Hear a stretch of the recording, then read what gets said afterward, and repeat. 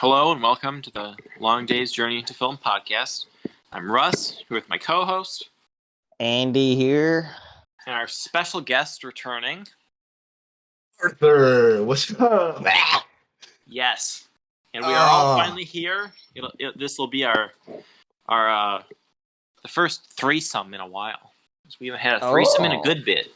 I mean, since my old crew bailed. Rest in peace.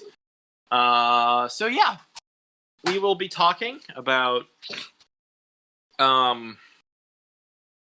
Blade Runner 2049 and Prisoners, both by director Denis Villeneuve. I probably butchered that, but yeah, we'll be talking about his films or something. Oh, sorry. Villeneuve. I have no fucking clue. If anybody has Denis Villeneuve. We definitely haven't been drinking. That's for sure. We are very sober. We are for the record, I nuns. have not, except for maybe like a little water. You're abstaining from scandalous little lad. You're a good pure boy. Yes, except for a hole up my ass. What? All right. So we need to get started. We will be talking about spoilers later, but we'll give a spoiler warning. I don't know why the fuck I'm saying it now. I don't know. So yeah. Also, quick thing. Follow us all on Letterboxd. I gotta say this now, because motherfuckers aren't following us on Letterboxd. Follow us on fucking Letterboxd, okay? Even Arthur has an account. Yeah, even I do. There's nothing on it. But follow me anyway. Follow us on Letterboxd. I'll link that. Go join the fucking Discord servers I linked down below. Fucking the Film Collective and Movies and More. You can ask questions in the podcast channel there if you care to do that. Or you can ask questions for us to answer down below in the comment section of the YouTube video, which, if you're listening to this on Spotify, we'll be linking the YouTube channel as well. So that's epic. Questions. Speaking of questions, we have a few questions. Like, why? Ooh, when? Where? Why do we suffer? Why are we still Why here? is existence pain? So we have some questions. One from Van, who has asked questions before, so shout out him. Everyone give a big shout out to Van, huh? Woohoo! What's up, Vanna boy? Van asked, where do you stand on Marvel or superhero movies in general? There have been a lot of people publicly slating them for one reason or another. Do you think they are good or bad for the movie industry? That's an interesting question. Obviously, Martin Scorsese voiced his opinion on calling them theme park rides. Villeneuve, the director we're talking about, did it too. Oh yeah, didn't Neil Blomkamp tweet at him and be like "fuck you" or some shit? Yeah, He was really personally offended, even though he's never made a. Neil Gunn Blomkamp is a pretty good director. I think Guardians of the Galaxy was a fucking decent film. You know, they're entertaining. Yeah. You can at least say that they're entertaining. Yeah. Super. We need to talk about fucking Super on here. That would be fun.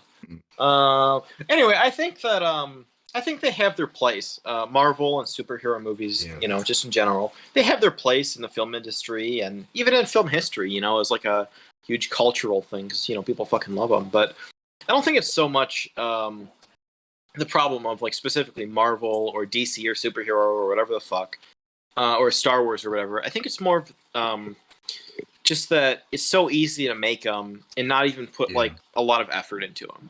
And just people love them and they'll just keep watching them and it just keeps making money and then they keep making more.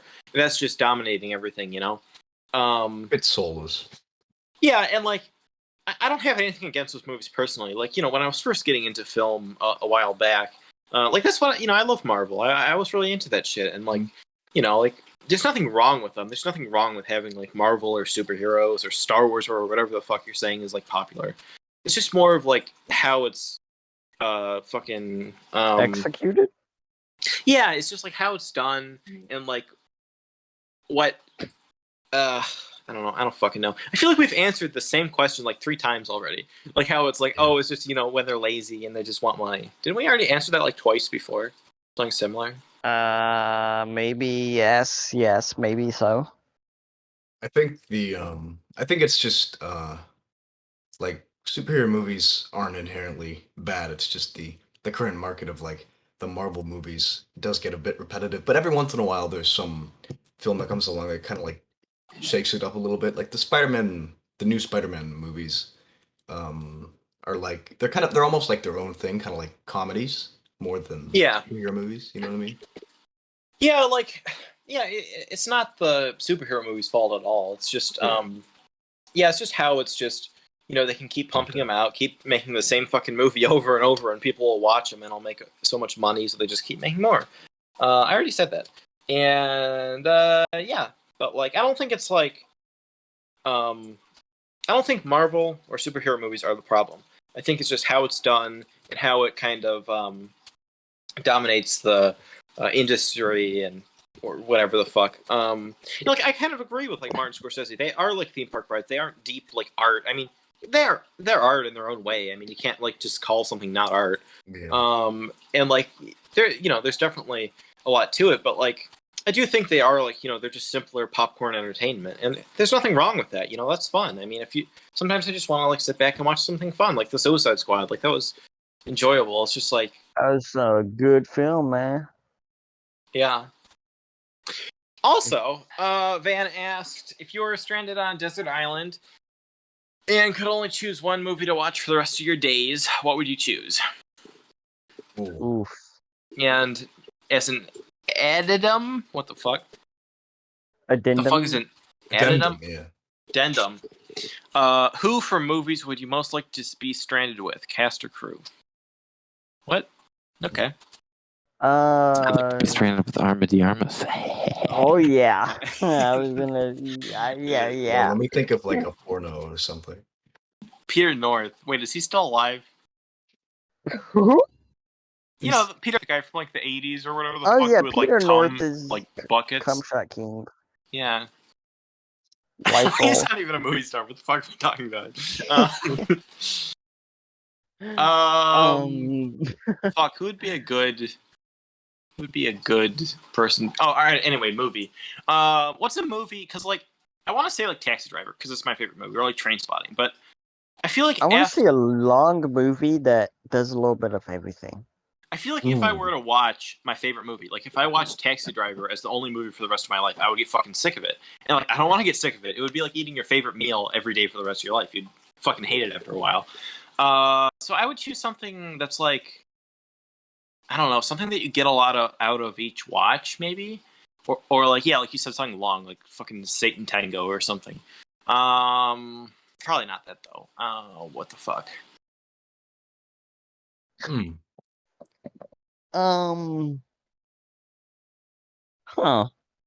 Maybe like It's Stalker or Blade fuck yeah, Runner Tarkovsky. 2049.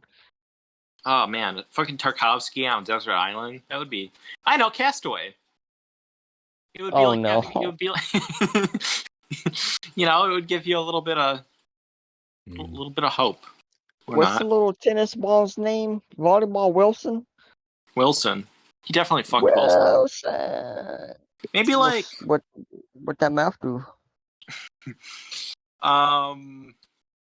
It's a good movie to watch on Desert Island. Maybe or like just one of my favorites. Planet. Or one of my favorites, like fucking Trainspotting. I can watch that movie so many fucking times and not get sick of it. It's weird because movies are it's like the same thing I get ooh, you know what? A movie with a lot of layers. Like one of those movies, it would have to be like one of those movies that like there's Synecdoche, New York.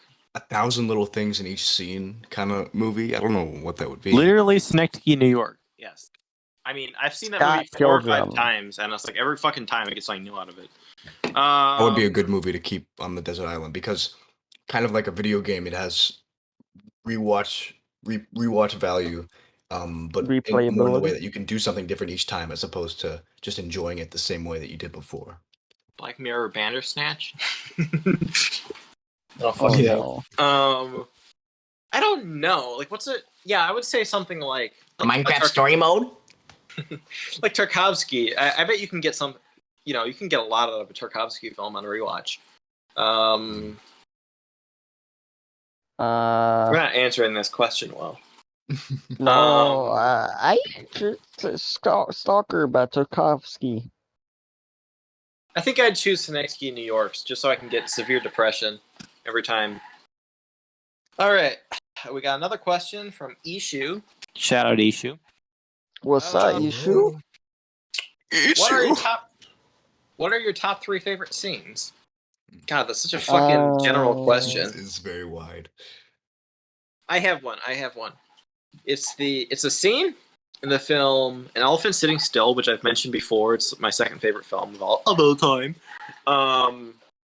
There's a scene in that film say it like that. where I mean, the entire film is fucking great. It's 4 hours long. It's depressing as shit. It's amazing. I love that film. But there's a scene where an old man visits a old age home, like a retirement home that he's going to be put in the near future, and that scene is just fucking amazing. I mean, it's just the music and like nobody says anything. It's just like slowly panning around the room, and like it doesn't even show that much. It's just like everything that you need to know about the character and that whole situation is like shown just through like panning across this room. It's like fucking amazing. I'm not sure if that's like my top favorite scene, but that's definitely up there. I don't know. Let me think very hard because there's a lot of good scenes in movies. The blood test scene in The Thing is very, very Oh, that's good. a good one. We should talk about The Thing. I really like that. You know, Labyrinth or what? Anyway, at the end of Labyrinth, Spoiler this isn't really alert. spoilers. This isn't spoilers. It's fine. Oh, okay. But it's like David Bowie's like walking around like a fucking MC Escher ass like staircases all over the place, and he starts singing like a number. It's fucking cool. I don't know. I just remember like I need to see Labyrinth. I really it's do. so weird. It's such a weird movie, dude.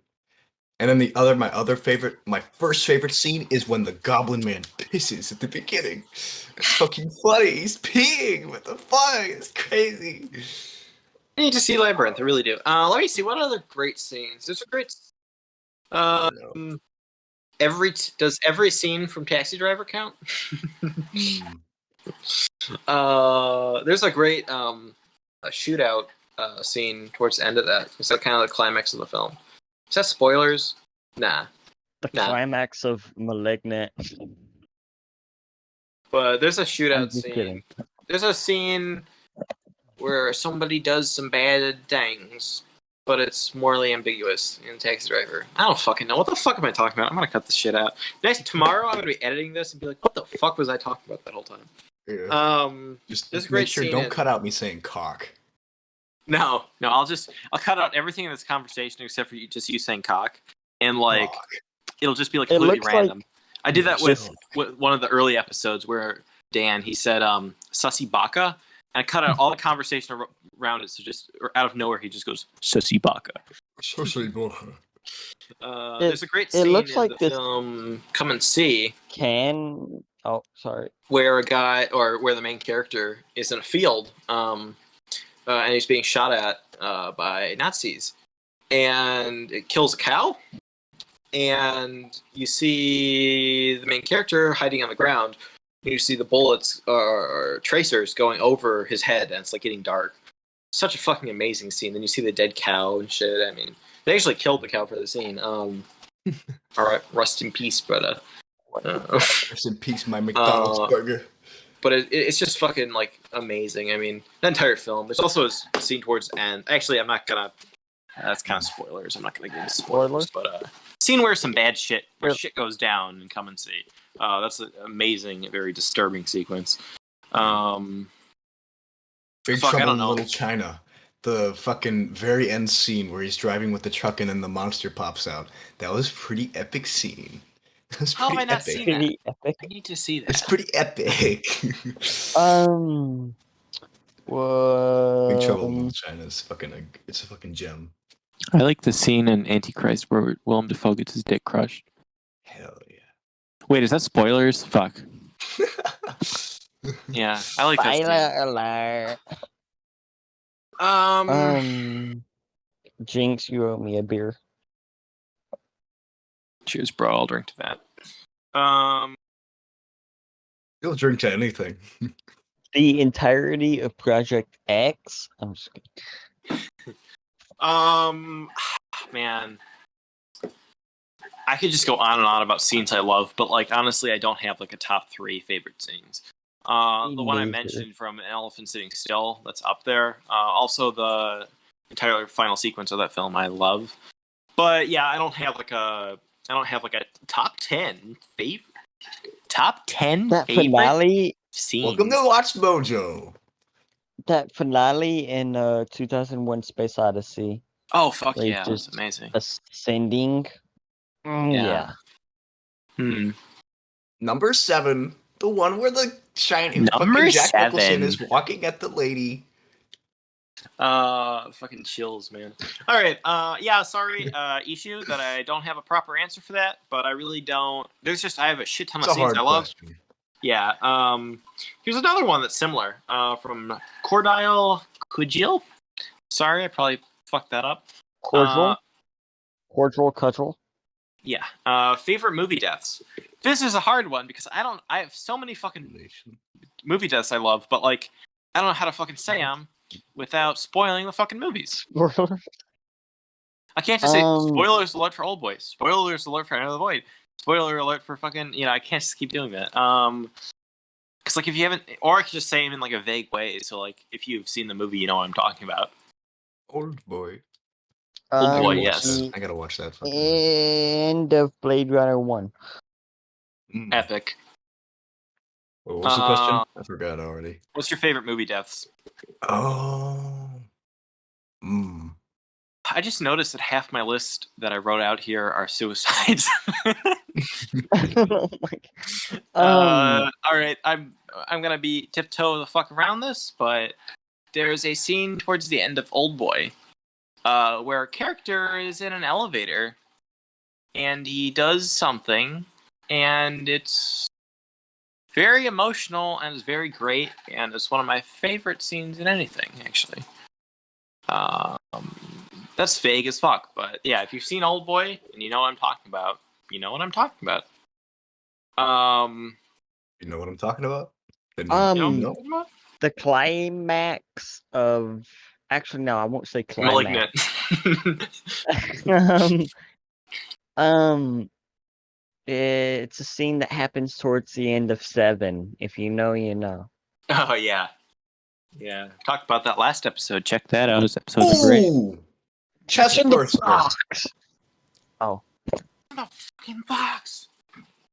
What's in the box? Yes, Chest Burster is a a good classic. All-American. Oh, yeah. Fucking alien. All-American death. There was no guns and cocaine, though. This isn't a... Probably on the set. This isn't that big of a spoiler, actually, for the film I'm going to talk about, because it's actually, like, if you look up the plot description for the movie, they'll mention this.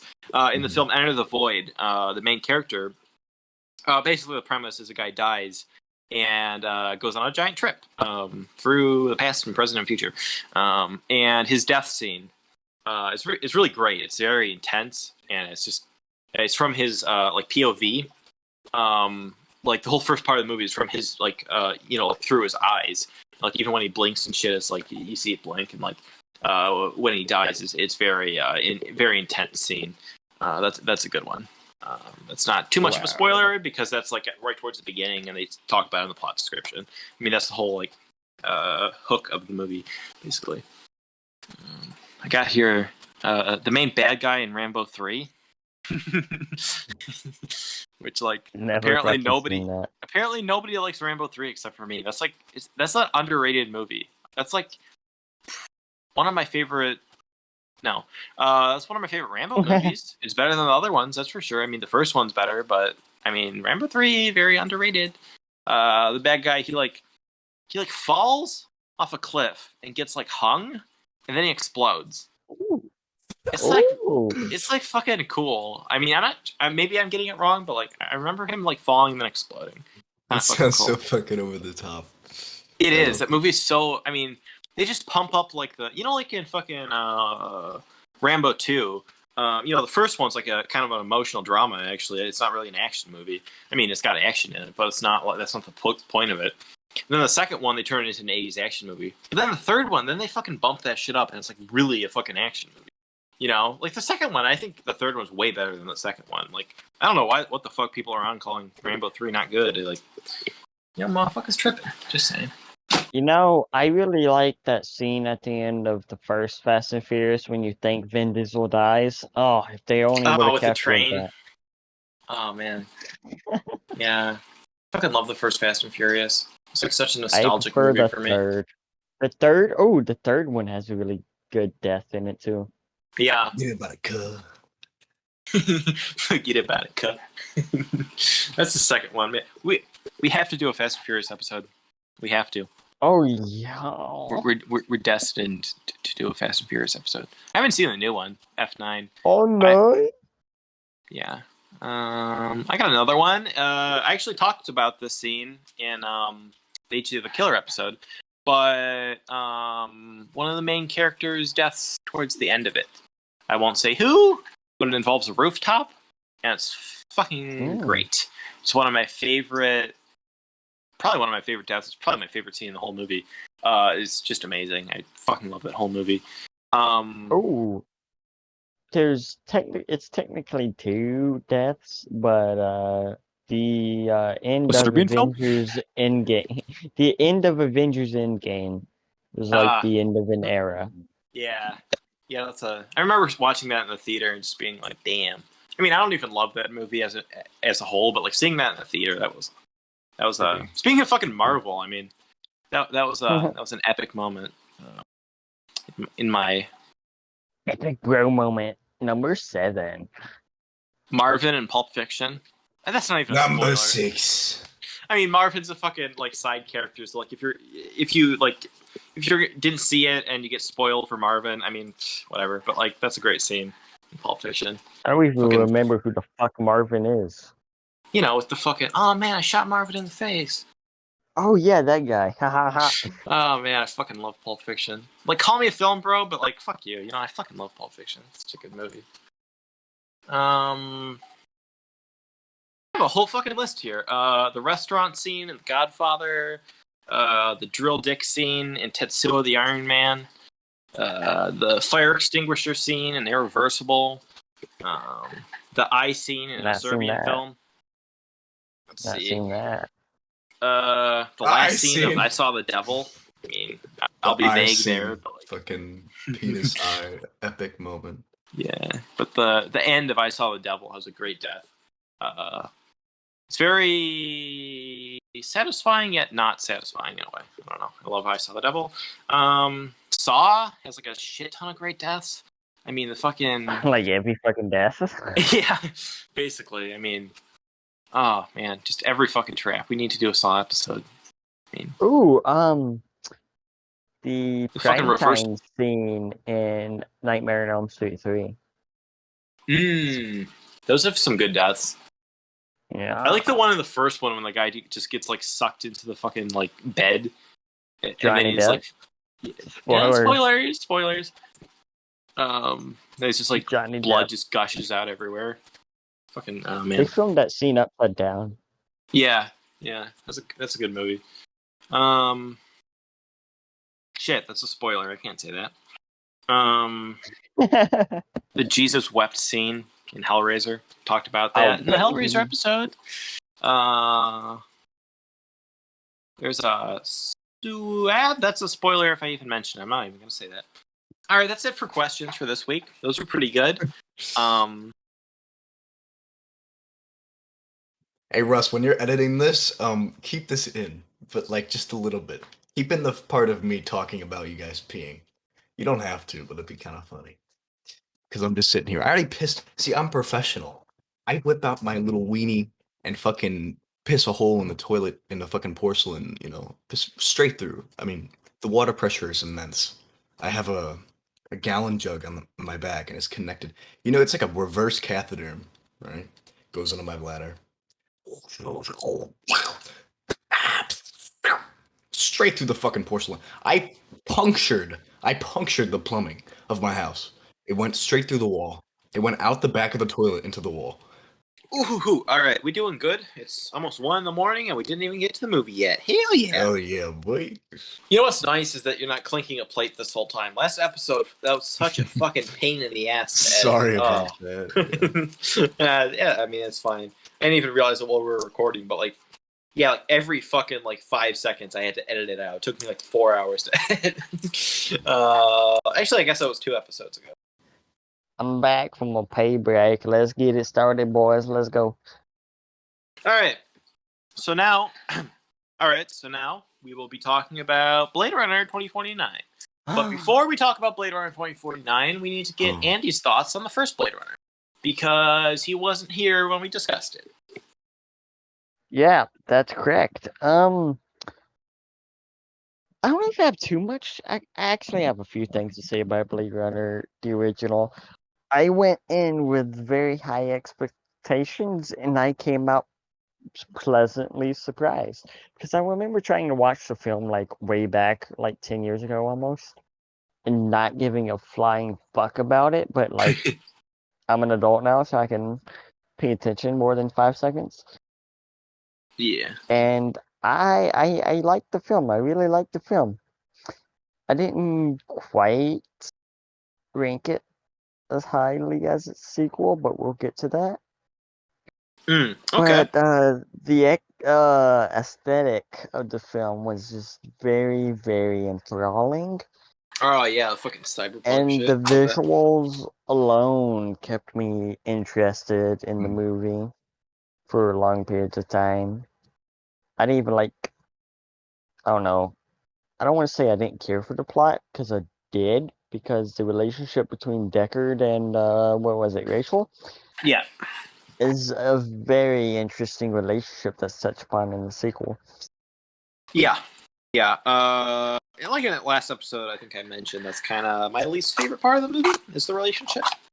I think there's no, whatever. I don't need to re-review it, but if you want, go check out that episode. Go check out that if you want to listen to this, because they relate. This is kind of like part 2. We're actually supposed to do them both then. Yeah, we're actually gonna do a fucking 2 or do them both then, but everything got a bit fucky because certain people didn't watch the sequel then. I'm glad I did though, because I'll just say right now, I actually like the sequel better than the first one. I do too. Interesting. Okay. It is okay. Really good. It's really good. It's a good fucking movie. But interesting little tidbit I noticed about the first one. Tyrell, the guy who is responsible for creating the replicants, is the bartender from The Shining. I found that out. I did not know that, actually. I was like, I know this guy looks fucking familiar. And then I Googled it, and I'm like, oh, that makes sense. Yeah, man. I did not know that. And the whole character of JF, Sebastian, I think he's just called Sebastian in the fucking movie for the most. The toy maker, if you will. He was an interesting character, even though he didn't get much development. Yeah. Other than he created toys because he was kind of a loner. And those toys were pretty creepy. Yes. Yeah. But how would you rate? Yay! Sorry, what? It eventually boils down to Decker hunting down these cyborgs, as you know, as explained in the last episode, the replicants. And it was just a really nice, fun, philosophical, eye candy film. I give it a solid 8 out of 10. Okay, I get that. So now we will be talking about back to the other. I can't talk. Skibbity bop dia. Coca-Cola espuma. Es el bo. Nosotros jugamos. Amor y vamos a la cama. Espera. Pardon Carbon your... de poner un. Realmente, no soy encargado yung Chile no existe. Sir, I'm gonna have to ask you if you don't Para have your Guaido. green card to go over the border, sir. All right. So now we'll be talking about Blade Runner 2049, the sequel. After fucking, what is it, like fucking 20, 30 years, something like that? Not quite 30. It was in 82, so that would be 2018 35 years. minus what? 37 years. 2018. No, 36 years. Or was it 20? No, it's 2018. Minus fuck? 1985. 33 years. We were close. Yes. The long-awaited. Nobody was waiting for a sequel. So from Blade Runner 2049 from 2017, directed by Denis Villeneuve. I probably butchered that, like I said before. Is a sequel to Blade Runner, which people didn't seem to be too happy about. It seems at the time, people were like, "Fuck that!" You know, it was like, I don't want a sequel because it's like people thought it was going to be like a shitty, like soulless reboot. You know, like a fucking like they were just cashing in and like, let's do Blade Runner again. Anyway, it's about Kay, played by Ryan Gosling, who is a replicant, and he does some stuff. So what do you think of Blade Runner 2049? Well, I want to start out by saying Blade Runner 2049 has the exquisite privilege of acquiring that perfect 5-star 10 out of 10 rating from your. So we skipping right to ratings? We skipping right to our. I'm just saying, I really fucking enjoyed this film. For like a film that's 2 hours and 9 minutes. Yeah. I was enthralled. 164 minutes, yeah. 2 hours and 43 minutes. I was absolutely enthralled throughout that runtime, and it's not often a film is able to keep me interested that fucking long, unless it's like Lord of the Rings. Mm. Yeah, it was like, well, I think, to be honest, for me, like, I actually found the story a lot more engaging than I found the original Blade Runner story. Like, I think the original Blade Runner story was good, but this one was more like dynamic, and I think it had really good pacing, considering even its length. It was very, I think, well done, and I liked the characters. I think there were a lot of like little pieces that you could focus your mind on, and I think visually, it's like it's so good. It's so fucking nice looking. It's fucking nice. Roger Deakins, man.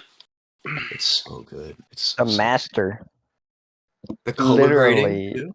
Are you kidding me? A modern day master. Wait, who? What? The color grading. Like the colored. Oh, the color grading. I thought you were saying the color grading. I'm like, who is that? The color segregation. It's a very visually striking film, I want to say. It just looks amazing. I mean, every part of it, like the especially like the big the shots of the city, kind of like you get in the first one, that all looks great. Like the fucking like desert towards the kind of middle, just like fucking like every shot in the movie looks great. It was interesting, like seeing the different climates in like in such a, I guess it's technically a small area. Yeah. Because it was like snowing, and then it's the desert, and then it's the fucking city, all in like one fucking state. Yeah. Which is a thing, but like it was very visually interesting, which while like the first Blade Runner was just the city, that was it. Yeah. It was oh fuck. There was like that one part where there was like the dam. It was right after he was like, okay, I'm gonna go to the orphanage, and I just remember being like fucking. There's like that synth part of the soundtrack comes in. Fucking Hans Zimmer score, yeah. You know, and I was like, and I immediately shot of the nutted. waterfall. Yeah. Oh, where the dam shot, but it's I was like, this film is doing exactly what I'm doing, and that's nutting. I like the scene when you see the pink titties. Oh, there's so many titties in this movie. Holy shit, there's so many titties. Ana de Armas, I don't know how to pronounce her name. Ana de Armas? She's Ana de Armas, whatever. She's so fucking hot in this movie. Oh my lord. I very much agree. Yeah. She's fucking hot. I kind of like that one hooker chick. I don't know, something about her. Kenzie Davis? Yeah, I think so. Oh yeah, she's pretty. All the females were fucking hot. But maybe that's just me being lonely horny motherfucker. I think Gosling Anyway. gave a pretty good performance. Gosling's hot too. Hot as fuck too, man. Yeah, he is. Yeah. Anyway. So fuck. Where do we start? I guess we already started. Yeah, we did. So it's about Kay. I don't really want to like break down the whole plot like we've done in previous episodes, but he's hunting down. He's a replicant, and they make that very clear at the beginning that he's a replicant. When he's talking to Blade Runner. Yeah, to fucking Dave Bautista, and he's doing pretty much the same thing. He's hunting down older models and retiring them. And when he goes to kill Dave Bautista, he finds a fucking thing under a tree. And we didn't really give a plot synopsis, did we? Who gives a fuck? He finds a thing under a tree that sets him on a quest. Leads him on a wild goose chase across the state. Because it's possible that a replicant was born. The whole premise is that this spoilers for Blade Runner 2049. I'm sorry, I didn't say that before. So basically, I did that before. But anyways, it's implied that this news that he found or object will cause chaos around the world. Yeah. Yeah, there's a scene where he's talking to like the fucking I don't know, who was she? Police chief? Yeah, basically. And she's like, she's like, I don't remember what exactly she says. I probably should have wrote a note. There's a wall. She said there's a wall, and if you tell either side that it doesn't exist, you can have a war or something like that. Yeah, and because she wants she doesn't want people to know that the replicants can have children apparently because they find to be born is to have a soul. And now we're blurring the lines between what do we believe to be Which human. is really the whole philosophical conversation you have throughout the film. And she's whether or not AI are able to, and I mean both films really, able to evoke actual true human emotion. And there's a part when she says to Kay, it's like, oh, you're doing fine without a soul. Like, damn, bitch. You're doing fine without one. What is that? That's fucking soul. Fuck you, bitch. Suck my dick. Yeah. Suck my robot dick. Well, it's not a robot. It's weird. It's because in my brain they're robots, but I think they're like biological robots. Kind of. Yeah, they're not like. It's so like weird. I said in the other episode, they're not like. They don't have like metal insides with like oil. They are like. Anyway, this film it really blurs the line even more than the original did with the are they human? What makes us human? With obviously Kay because he is a replicant and he's our main character and he becomes more human throughout the film. We'll get into that more. And also Joy, Ana de Armas' character, as a AI that he basically like bought to have as a companion. With. Yeah, that he has as like a companion. And I think her character is like really interesting. I think it's one of the most interesting elements of the film. I took a bunch of notes about her. Like she died. Yeah. It made me sad, like, actually. Yeah, that's actually a sad scene, because it's like... And it's they do a good job of getting you invested in the characters. Yeah. And, like, what's really interesting about her is, like, there's several points where it says like, you see the big fucking advertisements, like in the original, it's like for Coke or whatever, and for this it's like Joy, and it's like, she'll Joy can be whatever you want. Yeah, it's like whatever you want to see, hear whatever you want to hear. And like what's interesting about that is like they kind of frame it in like kind of a sexual way. I think like in the big, a big like, basically nude Anna de Armas, pink Anna de Armas, giant fucking hologram.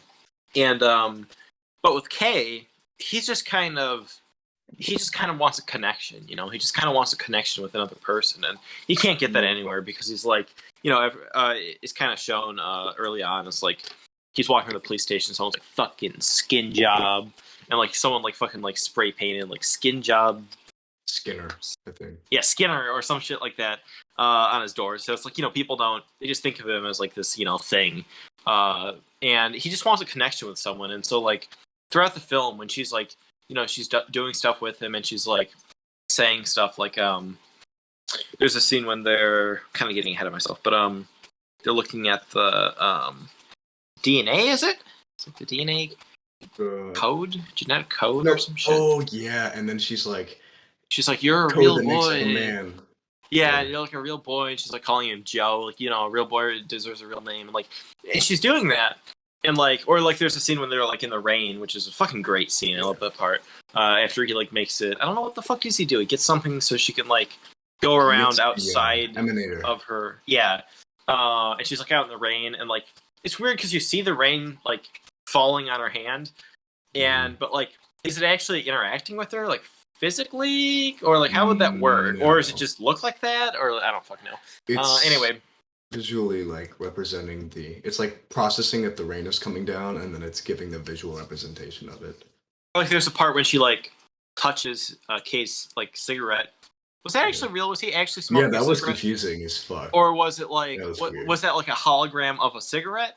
And he was pretending to smoke and she pretended to light it? Or was it like he was smoking and she actually lit it? I don't know how the fuck it works. Anyway, they're out in the rain and like she says like, oh, I'm so happy when I'm with you. And he's like, oh, you don't have to say that. It's almost like, is she actually like developing these like human emotions and becoming more human? Or is it like she's just doing what she's programmed to do, which is like, be there for him and be like, and do what he wants her to do and say what she wants him to say. Like you can even say like that's a human thing, is to like be with like your partner and like a kind of I don't know what the fuck I'm saying. You know what I mean? Like it was a good representation of how much AI has changed since the first Blade Runner, because those were Nexus. The bad guys in the first Blade were Nexus 6, I think. And I think in this one, they're at least Nexus 8, I want to say.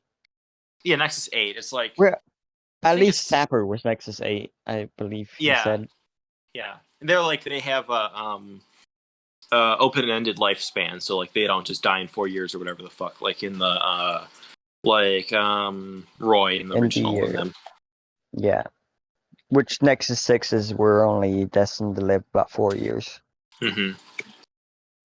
But like, yeah, it's like, I just think it's a really interesting character because like, there's a lot of levels to it, and it's like, could you say that I mean, maybe it's stretching to say that she's human, because she's just AI, but it's like, I don't know. Going on and on. Does anyone have anything to pitch in here? It's a very interesting philosophical conversation to have while watching the film. And it takes the elements of that from the original and does it like 10 times more. Expands upon it tenfold. If they present you with this like I mean, obviously, Blade Runner's always been like, what do we consider human and real and whatever, and so with her it's kind of an additional element of that to be like, well, initially we're like, oh yeah, he's just living in a fantasy. Obviously she's fake and programmed, but eventually she emotes more humanly, and at the end she like desperately tries to say, I love you before she's destroyed. And at that point it's kind of, you kind of start to wonder, well, humans are made of code. Computers are just code. So if it's enough code, it's a complicated computer. I mean, that could be a mind. Yeah. So is she alive? I don't know. Maybe. Yeah, exactly. It's like you can say like, you know, on one hand you can say that yeah, she is like actually developing emotions and stuff, or it's just like she's programmed to do what Kay wants, and that's the end of it. But it's like she's obviously has emotions and feelings and stuff, and like yeah, and it's like the way it develops. It's like yeah, you can say it's just because the AI is supposed to do that, but it's like you can say like a person is just supposed to do that too. So it's like I don't know. I think it's really interesting, and yeah, Anna de Armas plays it very well. I think that expands into the whole how do I fucking say it? Whether or not, I mean, spoiler obviously, the replicants are able to have kids or give birth, which is really the big question throughout the film. Have AI actually expanded to that point? Did Kay use a condom when he fucked the hooker lady? This is important. Did he need to? Did he need to? Is he sterile? Just like real quick, that's like probably like one of the best sex scenes in anything. Yeah, I mean, it's not even really. Cool. They don't even really show much, but it's like the whole thing with like her like intertwining, Joy intertwining with I forget what the fuck is her name. Mackenzie Davis's character. Yeah. She's like a hooker and she works for the Underground Rebellion thing. Lillian or something, right? Mariette, I think it was. Mariette, yeah. Yeah, Mariette. She's like Joy. She kind of like combines with her, so there's like a. She's like a hologram on the outside of her. Yeah, body. So it's like a mixture, and it's such like a trippy effect of like seeing like you can obviously see really both Mackenzie Davis and De Armas in there, but it's like a mix of them. Ryan Gosling is lucky he had to fuck both at once. Anyway, does that count as a threesome? I wish. Anyway, that's like I love that scene. That's like such a cool effect, and like, and like even that whole thing. I mean, like Joy, like she called her, she set up that whole thing. Like he didn't even ask for that anyway. But see, that was also interesting because I don't think. If an AI can go to the point of like recognizing somebody likes somebody and then acting on that, it's like that's a person at that point, isn't it? Yeah, like, kind of in a way. But again, like, what is a person? You know? Yeah. Oh but man, like, I'm getting really just deep here. A symbol, like but an assembled like computer that responds to stimuli. Yeah. I mean, obviously, consciousness is something more, but at the same time, it's also not. You know what I mean? Are we playing God? Dun, dun, yeah, and it's like, what the fuck is like? You don't have a soul or whatever. Porn it's like, on my brain. It's like, well, it's just yeah. Anyway, I like when Harrison Ford punches Gosling. Oh yeah, fucking Harrison Ford is in this. Yeah, we'll get Deckard to that. Came back. That's pretty cool. But I was gonna say, the scene where Kay has to do like that test to make sure he didn't get yes, that's a really good scene. Interlinked cells, interlinked. Baseline test. Yeah, the baseline test. It's a very interesting scene. The 2 times you do see it in the film. Perfect. Yeah, it's very like intense. It's like a very like intense, like quick paced, rapid yelling fire. at you. Yeah, he has like the high pitched thing going.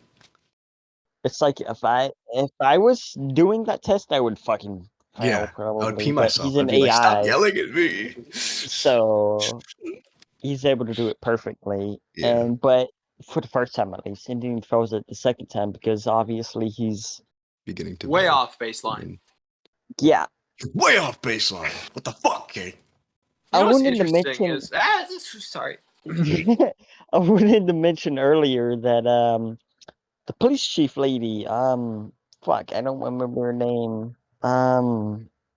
See if I can't find her name.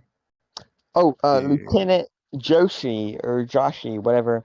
That is Jenny from Forrest Gump. No way. Yes. Didn't she have AIDS? Oh, yeah. Forrest Gump. Yeah, didn't she have AIDS and die after filming? Yeah. I think it was hepatitis C. I have not seen Forrest Gump. I own it in 4K, but I haven't seen it yet. You haven't? Nope. You kidding me? What the fuck is wrong with you? You've seen all this weird shit that you haven't seen fucking Forrest Gump. There's a scene where he pre-ejaculates. It's fucking awesome. Yeah, like, you know, I don't, there's a lot of fucking classics I have not seen. like earlier we were talking about Jaws. Like I haven't fucking seen Jaws. I own it, but I haven't fucking seen I it. only saw Jaws this past year, so you're not alone in that regard regarding past classics. Jesus, I've seen like every Hellraiser film, but I've not seen fucking.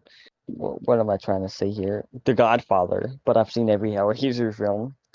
That's where my priorities lay. I might Anyway. not have seen Jaws, but have you people seen 29 Palms? I didn't think so. Actually, I don't know what the fuck. I don't know why. You seen Trash Humpers? I didn't think so.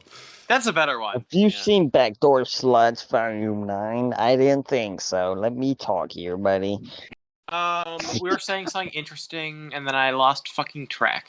I like when Jared Leto slices open a little lady for no reason. It's pretty cool. Well, it's not for no reason. It's to prove that, like, we've come this far, but we haven't yet reached that fucking point where we can produce This bitch is useless to me. Life, in other words.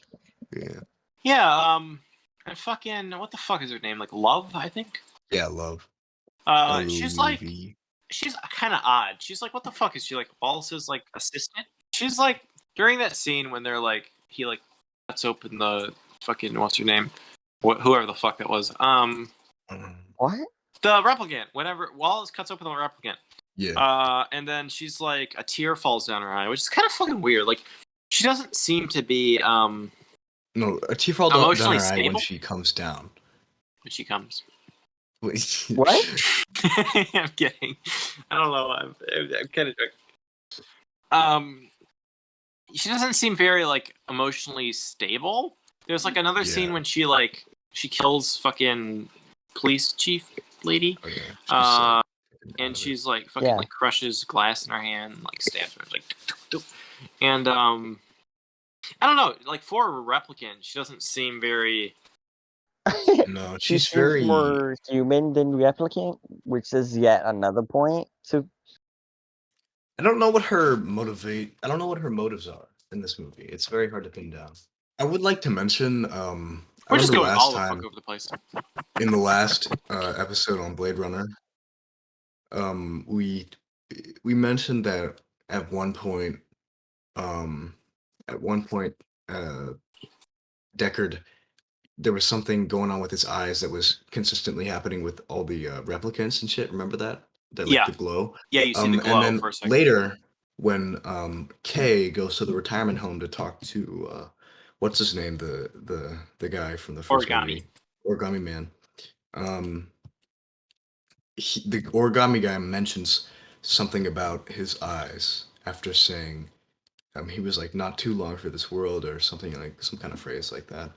And I felt like there was something there, but like. Remember we were like talking about in the last episode how there's a lot of like eyes or like a lot of like. Yes, and the first shot of the movie. The first shot of the movie.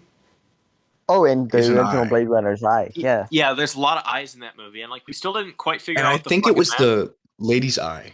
The spoiler alert, but we've already said that. The child of Deckard and Joyce, Rachel. In 2049? Yeah. There's in an 2049. The first shot is an eye, and then it switches to those fields. Yeah, I watched this like 3 weeks ago when we were supposed to do the first Blade Runner episode. So I mean I've seen it like 4 times or like 3 or 4 times before. So I know it pretty well, but like I kind of forget some of the details. Fairly brief. Anyway, I think that eye is the eye of the chick. I think. Yeah, the fucking memory maker. Yeah. The sexy memory maker. Sorry, every woman in this movie's hot, but. Yeah, especially that old Turkish woman that's screaming. I remember what I was gonna say. Fuck yeah! When we were talking about the fucking baseline test, he's like intertwined something intertwined, and there's a sex scene, and they're like kind of intertwined. Interlinked. That's the fucking word I'm looking for. I'm a little bit drunk. I'm sorry, everyone. I'm not actually. Fuck you. I'm not fucking sorry. Don't be sorry. Yeah. They say interlinked. Interlinked cells. Interlinked. 2 people. You know that? Yeah. And the sex scene, they're interlinked. Right? Oh, I know what the fuck I'm talking about. I'm gonna cut out like 75% of this episode. I should just release this episode uncut. Hell yeah. Hold on, let me whip out my cock. Oh. I'll throw like a single shot of your cock in there. Like in fucking Fight Club. At the end of Fight Club, where you just see a dick and then it ends. Wait, what? I've never seen Fight Club. Is there a dick? You've never seen fucking Fight Club? You're judging me for now. Alright, so there's a thing in Fight Club where Tyler Durden, the main Brad Pitt, he's a projectionist, and he likes to fuck with people. So he splices in the he splices in like a single frame of a dick, or like a shots from like porn into kids films. So like everyone's sitting there watching, and then suddenly a dick appears for like one frame. And it's like kind of a thing. He talks about like all his different jobs, how he fucks stuff up for people, because he do it a little trolling. And then at the very last shot of the movie, you just see a single frame of a dick and it ends. It's really funny. It's like, I fucking love that movie. Call me a film bro, but I fucking love Fight Club. Anyway, it's 1:30 in the morning, and we haven't even finished our conversation. Yeah. So like. Fucking Deckard's in this movie. And what you know what's weird is like apparently originally they didn't want that to that's not the main like selling point of the movie. Yet they did that. They put it in the fucking trailers. They put him on the poster, and it's like fuck off. Like why can't they just? Anyway, I don't really care. I love how his first fucking words in this movie are about fucking cheese. Yes. Spare I'm piece like, of cheese. yes, I do. That's a good scene when like fucking Kay goes to like the it's like Vegas, I think, isn't it? Yeah, it's Vegas. Oh, yeah. Hotel. And like there's like he's like walking, there's like big fucking statues and it's all orange and it's fucking amazing looking. Bees. And there's bees. And like then he goes up and he's like slowly walking around the fucking kind of reminded me of the scene in the original Blade Runner when Deckard is walking around the fucking toy maker's apartment, and it's kind of like slowly just walking around the hallways and shit. And like Kay's walking around, there's like or like a fucking like trip wire with like, grenades or some shit. And like the toy maker scene. Yeah. Anyway, and then he's like up there and he's like he talks to fucking Deckard, and then he like I don't know, just that whole scene. It's like he's like walking around on the fucking like it's like 50s music or some shit, like Elvis and like Frank Sinatra or some shit is like playing. Yeah, that's cool. And like fucking Deckard keeps like punching Kay, and he just doesn't even like give a fuck because he's a I don't know if y'all play video games or not, but I don't actually. There's a game Fallout New Vegas, and a lot of the music is like 50s and 60s stuff because that's really just an extension of that timeline. Anyways, Vegas music is what I fucking call it. It's like Elvis, Sinatra, stuff like that. Kinda. The golden oldies. Gold. Yes. Oh, Gosling in the scene where he finds the horse with the birthday after that whole thing with the memory and then him going to find the horse. That whole thing is really good. Well, for a good majority of the movie, you think he's the son. Yes. Like it was the son that lived in a double that. Twist. Because like, I wasn't actually expecting that, but it makes sense, I guess. Because like I was like, I know what the twist is, but I don't care. The movie's amazing. But it turned out interesting because apparently they put one of fucking what's her name? I forget what her name is, but like the memory, Deckard's daughter. Anna Stelly. Kay is the copy because remember there's a male and a female. Kay is the copy of her. Yeah. I think. And they put one of her memories, the fucking horse, in the orphanage, and with the horse, wooden horse, and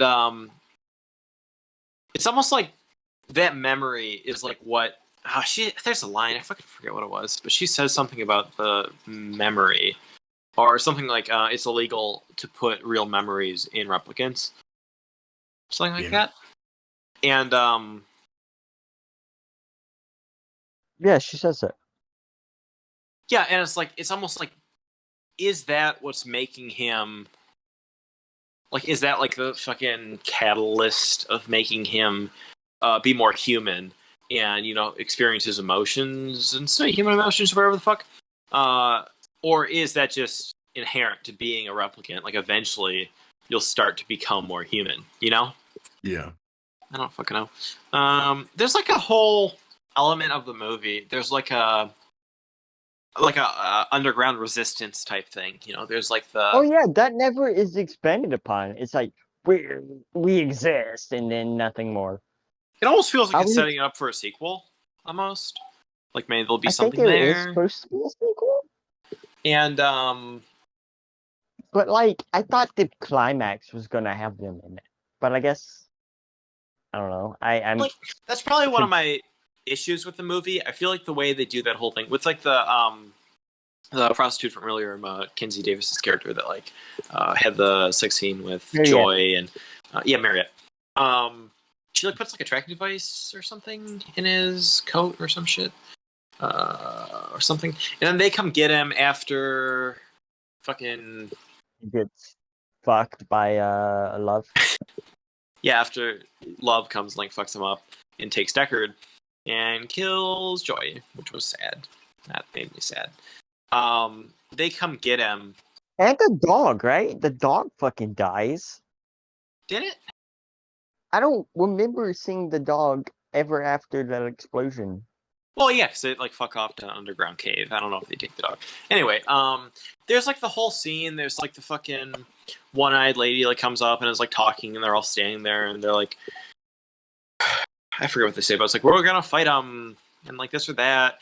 That just felt generic. I mean, I feel like I've seen that exact type of thing in other movies. What you're saying. I think that's kind of a weak point in the story. And then you see like flashbacks when they're like explaining that he isn't the one. He's not the. He's saying, or they're like explaining that he's not the replicant that was born, and like you see flashbacks of like other stuff, and like the exposition. It's like they didn't really need that. Like I feel like you can figure out what the fuck's going on without like actually showing stuff that happened earlier. Like Dave Bautista saying like fucking you haven't experienced or you haven't seen a miracle or whatever. I thought Dave Bautista was gonna be in the movie a lot more than he was. I didn't think he was gonna be the first fucking scene in the movie. Like compared to what I heard, I was like, he's good in Blade Runner. I mean, like he's good, but he had a fucking small role. Yeah, he is good in it though. That scene's good when Kay comes and comes for him. I just thought it was gonna be more than what it was. I like when he like goes into the wall. That was pretty cool. Yeah, and like throws him through the wall, and they're like fighting, and fucking tears his eyeball out. Good scene. The ending is cool with the fucking. They're like flying, and fucking Kay's coming after him, and you see that Kay talks to the big fucking giant hologram armored Diarma's titties. Yeah. I love that scene, like how it looks is very beautiful, and he's got the nose. I don't know, something about it. It's just very it's great cinematography, cool looking. And fucking Hans Zimmer score playing. I think it's called Seawall. I have that on like a playlist somewhere. That whole scene is cool, and like they're in the like fighting and like pushing each other underwater and shit. And he kills Love. That's a very fucking tense scene. I was like on the edge of my fucking seat during that whole segment. Cause like I figured, I was like, is there gonna be a happy ending? There's gotta be a happy ending. There's gotta be, but I wasn't quite fucking sure. Yeah. And So Kay gets stabbed. Gets stabbed. Yeah. And then they go to the or to Deckard's daughter. Mm-hmm. I guess we didn't really talk about that. Yeah, apparently Deckard had a daughter with Rachel, and she died. Yeah, so I guess apparently replicants can have babies. Yeah. You know what's interesting? They never actually explain in this movie whether Deckard is a replicant or not. Actually, Andy, were you aware of that whole thing with like, is Deckard a replicant? Just like hints of it in the first movie. I figured there was a conversation because there were definitely hints of it in the first movie, but I figured like he aged, so I guess not. Yeah, because like in the first movie, I'm not sure if they have the open-ended lifespans yet. Anyway, like fans were saying of Blade Runner, they were like worried it was just going to be like yeah, he is a replicant, and like they're going to give you clear answers, and that's something that I think is interesting. I mean, like Decker's part of the story isn't really the main focus. I mean, it is kind of a full new story with Kay. I mean, that's like the main focus of it, which is interesting, and like it never feels like it's like nostalgia baiting, you know. Whereas like remember this It from feels Blade like Runner? its own thing. It is. It's like you can watch fully 2049. self-contained. You can watch Blade Runner Sort of. 2049 without even having seen the original. I mean, I think seeing the original makes it better.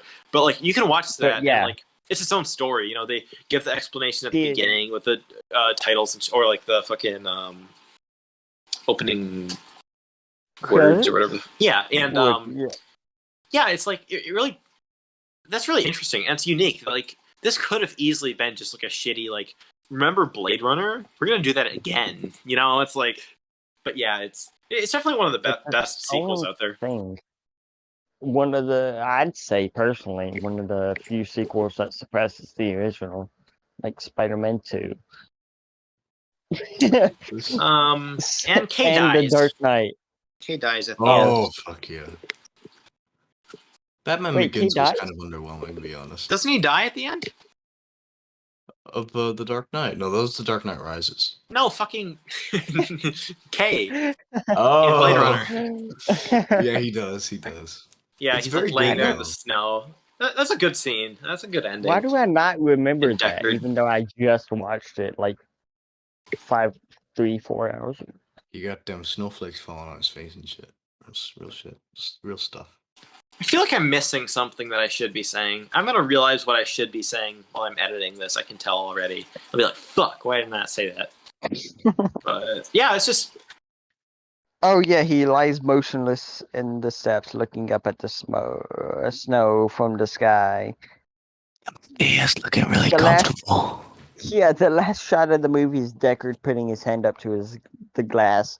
So I guess it kind of is ambiguous whether or not it's his actual daughter or not. Yeah, they never was, right? Is it? Yeah, right. Am I wrong, fellas? It's very heavily implying, but I never got like it explicitly like. I'm not sure if I have much more to say about it. I think it's very good. I do, like I said, I do think there's a little bit of weak stuff with that one part with the resistance or whatever. But it's definitely one of the best sequels out there. I don't really like it as much as the original, but it's still pretty amazing. It's pretty fucking good. Yeah. I mean, it's just it's like fucking, like it's so long, but like it never feels long. I mean, every it's very well paced. Yeah. Yeah. Definitely. The only scene that I didn't really like, once again, like you said, the kind of like uprising, like little coalition was kind of lame. Like yeah. But yeah, even despite its length, and it is like slower pace. Like it's not a very quick paced movie. No. You never feel like it's long or boring. But yeah, I would give this an 8 out of 10. Solid 8, maybe a 9. I go back and forth. I don't think I like it as much as the original. I think I like the original a bit more. But it's really good. Got great cinematography, good music, good characters, good story. Looks great. Yeah, Darwin's. As I said, as I mentioned before, this is one of the rare perfect 10s for me. Dang. Everything just hit for me personally. And I absolutely adore and love this film now. And I feel stupid for waiting on it for so long. Because I really do like this film. I'm kind of in the same boat. Because it's funny because I like Blade Runner for like so long. And then 49, I never saw it. I watched Blade Runner, both of them for the first time ever today, like back to back. So it's very much like a singular experience almost. Oh yeah, it's fucking good. Yeah, and both of them hit very nicely. But yeah, this is also yesterday, which leads us into our next movie, Prisoners. Wait, hold up. Arthur didn't give a rating. Damn it. Oh. Honestly, Yeah, 10 out of 10. So we back after a discussion so good we had to wait a whole day to continue it. Everyone was out of it. It was super late, and I had to go pee. And both of us were drunk, me and Andy. So yeah, I was high off PCP. Oh, I was foaming at the mouth and dying. It's pretty. Cool. I was just high on life. It's high on life, dude. Several tabs of DMT. So, where we left off, he just gave Blade Runner 2049 a 10 out of 10. Oh, yeah. Honestly, might be top 3 now, low key. Yo, nice. Blade Runner 2049? Yeah, because I liked it more than the original, and I liked the original. Yeah, was that like your favorite fucking movie or something? It was definitely up there. It was like top 3, at least. Nice. I used to say it was my favorite movie, but I think it's more like one of. You know what I mean? This means that this podcast has influenced you for having a favorite movie, and that's good. Yeah, I mean, like, it's made me watch more movies, even though it's only been like, what, 3 movies? Well, technically 2 new movies, because I already seen Blade Runner. But you get what I'm saying. Oh, well, I guess I watched The King, but that wasn't related. I only have like 6 movies that I've given a perfect rating to. I have 16. Out of like fucking like 1,700. I mean, so like basically every like 100 movies I have 1 10 out of 10, which isn't a bad ratio. Damn. I have a bunch of 4.5s that could easily be 5. But yeah, same. Pretty much every Michelle Haneke film I've seen, I'll probably give a 10 eventually. I just need to get them more. That was Michael. Yeah, it looks like Michael, but I've heard people say like Michelle, or it sounds like Michelle. It's not. It's like some kind of French shit or Austrian or whatever the fuck he is. I've heard someone pronounce it differently. It's not Michael, I don't think. It looks like Michael Haneke, but I know it's something else. Michal. Yeah. He's like fucking Polish. Yeah, fucking Haneke, man. He's goated. Not gonna lie. HBO Max and Smash. So now we are going to talk about another Denis Villeneuve. All right, hold up. Let me just pull up how to say Denis Villeneuve. All right, hold up. We're about to have our minds expanded. How to say Villeneuve is the name of French-Canadian film director, writer, and producer. He is the 4-time recipient of the Canadian Screen Award for Best Direction. We are looking at how to pronounce with the typical French-Canadian or French pronunciation, Denis Villeneuve. Villeneuve. All right. Villeneuve. So we will be talking about Denis Villeneuve's film from 2013 called Prisoners with Hugh Jackman and Jake Gyllenhaal. Huge jacked man. Ginormous. Yeah, I bet his Jackman is huge. He's a big fucking guy. He's big. Well, he was Wolverine for like 20 years. Yeah. So, what did we think of Prisoners? I really enjoyed this movie. It's a very solid thriller film. It's right up my alley. It's got some true crime stuff in it. I love that shit. I don't know why it never comes up in like true crime movie conversations, because it definitely fits the bill, but I guess it's not like straight horror, so some people don't count it for some reason. Yeah, what's weird is like I kind of feel like this film's been, I mean, it is pretty highly rated. You know, people who've seen it, a lot of people have loved it, but like I feel like it's kind of been swept under the rug of just like decent crime thrillers, you know? Yeah, and it's like I feel like there's more going on in this film than just being a basic fucking thing, you know? Yeah. I think it's definitely like, I think it's more about it's almost more about the characters than the plot. If that makes sense. For sure. Like, obviously the plot is good and, you know, it's engaging, and I think it's got some good little twists and turns, and it's, you know, well thought out and whatever. But I think it's more about the, you know, dynamics going on in the inner struggle of both the Loki and Keller. Oh wait, no, Loki and Dover, because of the last name. Yeah. What? Bend Hello, over. Dover. I know. Bend over. I really was like irritated at fucking Dover the entire time, pretty much. Yeah. Yeah. Before we continue, we should give a quick little plot thing. What the fuck is this movie about? It's about these two little girls go missing in like a small town, Pennsylvania town. That's redundant. Right, two girls go missing in a small town, and the Wolverine fathers beats the shit out of an autistic guy.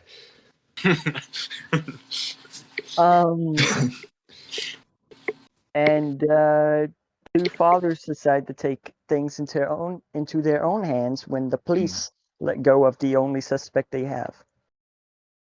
Played by Paul Dano. That's pretty much like the gist of it. Real quick, you know what's kind of funny is Paul Dano's character's name is Alex Jones. Except Makes he's the not freaking frogs gay. Dun dun dun. Spoilers. Anyways. Spoilers? They turn gay. I kind of knew something was up, like during the whole when Dover locks Paul Dano's character Alex in the shower. The shower thing. The shower room, in like pure darkness, and Alex says, I forget what he says exactly. He's like, "Alex is not my name," or something. But yeah, what's really interesting is fuck, I never know where to start with these fucking things. It looks nice. It does. There's a couple Roger Deakins again. There's like 3 points in the movie where I thought the editing was kind of weird, like the transition could have been better or something, but it's never like jarring. It's just kind of like, could have been cooler. But the rest of it is like fucking amazing. Like, it looks very good. I think it's pretty well composed. Yeah, even though it's got like the it's not like visually stunning like 2049 or something. It still has like an amazing like visual style to it. It's like very like dark and rainy and miserable, which is very cool. And like there's some great parts, like the part towards the end when Loki, Jake Gyllenhaal's character, he's like driving the girl. Spoilers. Spoiler alert! Watch it if you haven't seen it. It's good. Yeah, it's good. But when Loki, what the fuck kind of name is Loki? Is he fucking like a Norse god? It's his last name. This is the new Avengers movie, and you know. Yeah, but he's driving one of the little girls to the hospital after rescuing her. And like, man, that scene just looks fucking amazing. He's like driving into the fucking like rain and snow and like the light. There's like blood on his face. It's so fucking cool. Doesn't his like cheek or like forehead? He got grazed. He got like shot on like the side of the forehead. And it's like fucking bleeding. That was great. That looked great. And like I mean, obviously it was a really small thing and it wasn't like impressive per se, but like I kind of liked how when Alex was in the box, when it like showed him, he kind of almost like seemed like to be like almost like an inhuman mass, which is kind of, you know, obviously maybe that's intentional because Dover was, you know, kind of trying to dehumanize him for his own like sake. He didn't want to see him as a person. Yeah, the fucking like box where he like shoots either scalding hot water or freezing cold. That's kind of fucked up. There's a lot of symbolism in this movie that I just don't fucking get. Like, there's a lot of Christian shit. Yes, yeah, a lot of religious symbolism. One thing I just wanted to point out. Maybe I'm completely whack. Anyway, it starts with like the I think it's the Lord's Prayer. It's like or a Bible verse or some shit. Fucking like Keller like saying it, and then I don't remember if it's voiceover or if he's saying it right then when his son like shoots a deer. I believe he's saying it before the son shoots the deer. Is how I interpreted it. Okay. which is an interesting opening scene. Also, there's kind of a thing at several points in the film. It focuses on like trees and like bark. I'm not sure if that meant something, but like I did notice that. I mean, at times it felt like the movie was trying to be ambiguous with the time frame because, like, the phones in the movie, except for like the two teenagers' phones, like the fucking Dover has a flip phone. Yeah. Fucking BlackBerry. I saw an ad for like a smartphone or like an iPhone that flips over. What the fuck? You're fucking evolving backwards. What kind of bullshit is that? Oh, you're talking about the... Yeah, those are fucking terrifying. What the fuck? Like, why would you want a phone that flips the fuck over? I mean, didn't we already get past that point in like 2010? That scares me. The concept is like terrifying. Hey, but it'll look that could be better breaking on a phone screen than it does on a TV screen. Just flip a whole like fucking like flat screen up and just throw it in your pocket. David Lynch, people, stop it. Anyway, yeah, there is a lot of Christian symbolism and just themes throughout the film. Obviously, with the I guess we're in spoilers, but the person who kidnapped the daughters, their entire goal is to make people kind of lose their faith. Turn them into demons. Yeah, that's interesting. That's kind of an interesting part of the story. And I'm not sure... this is only my second watch of it. My first watch was a while back, and I must confess to this horrible thing I did. The first time I watched this, I watched it on my phone. Get real. How dare I? mean, get real.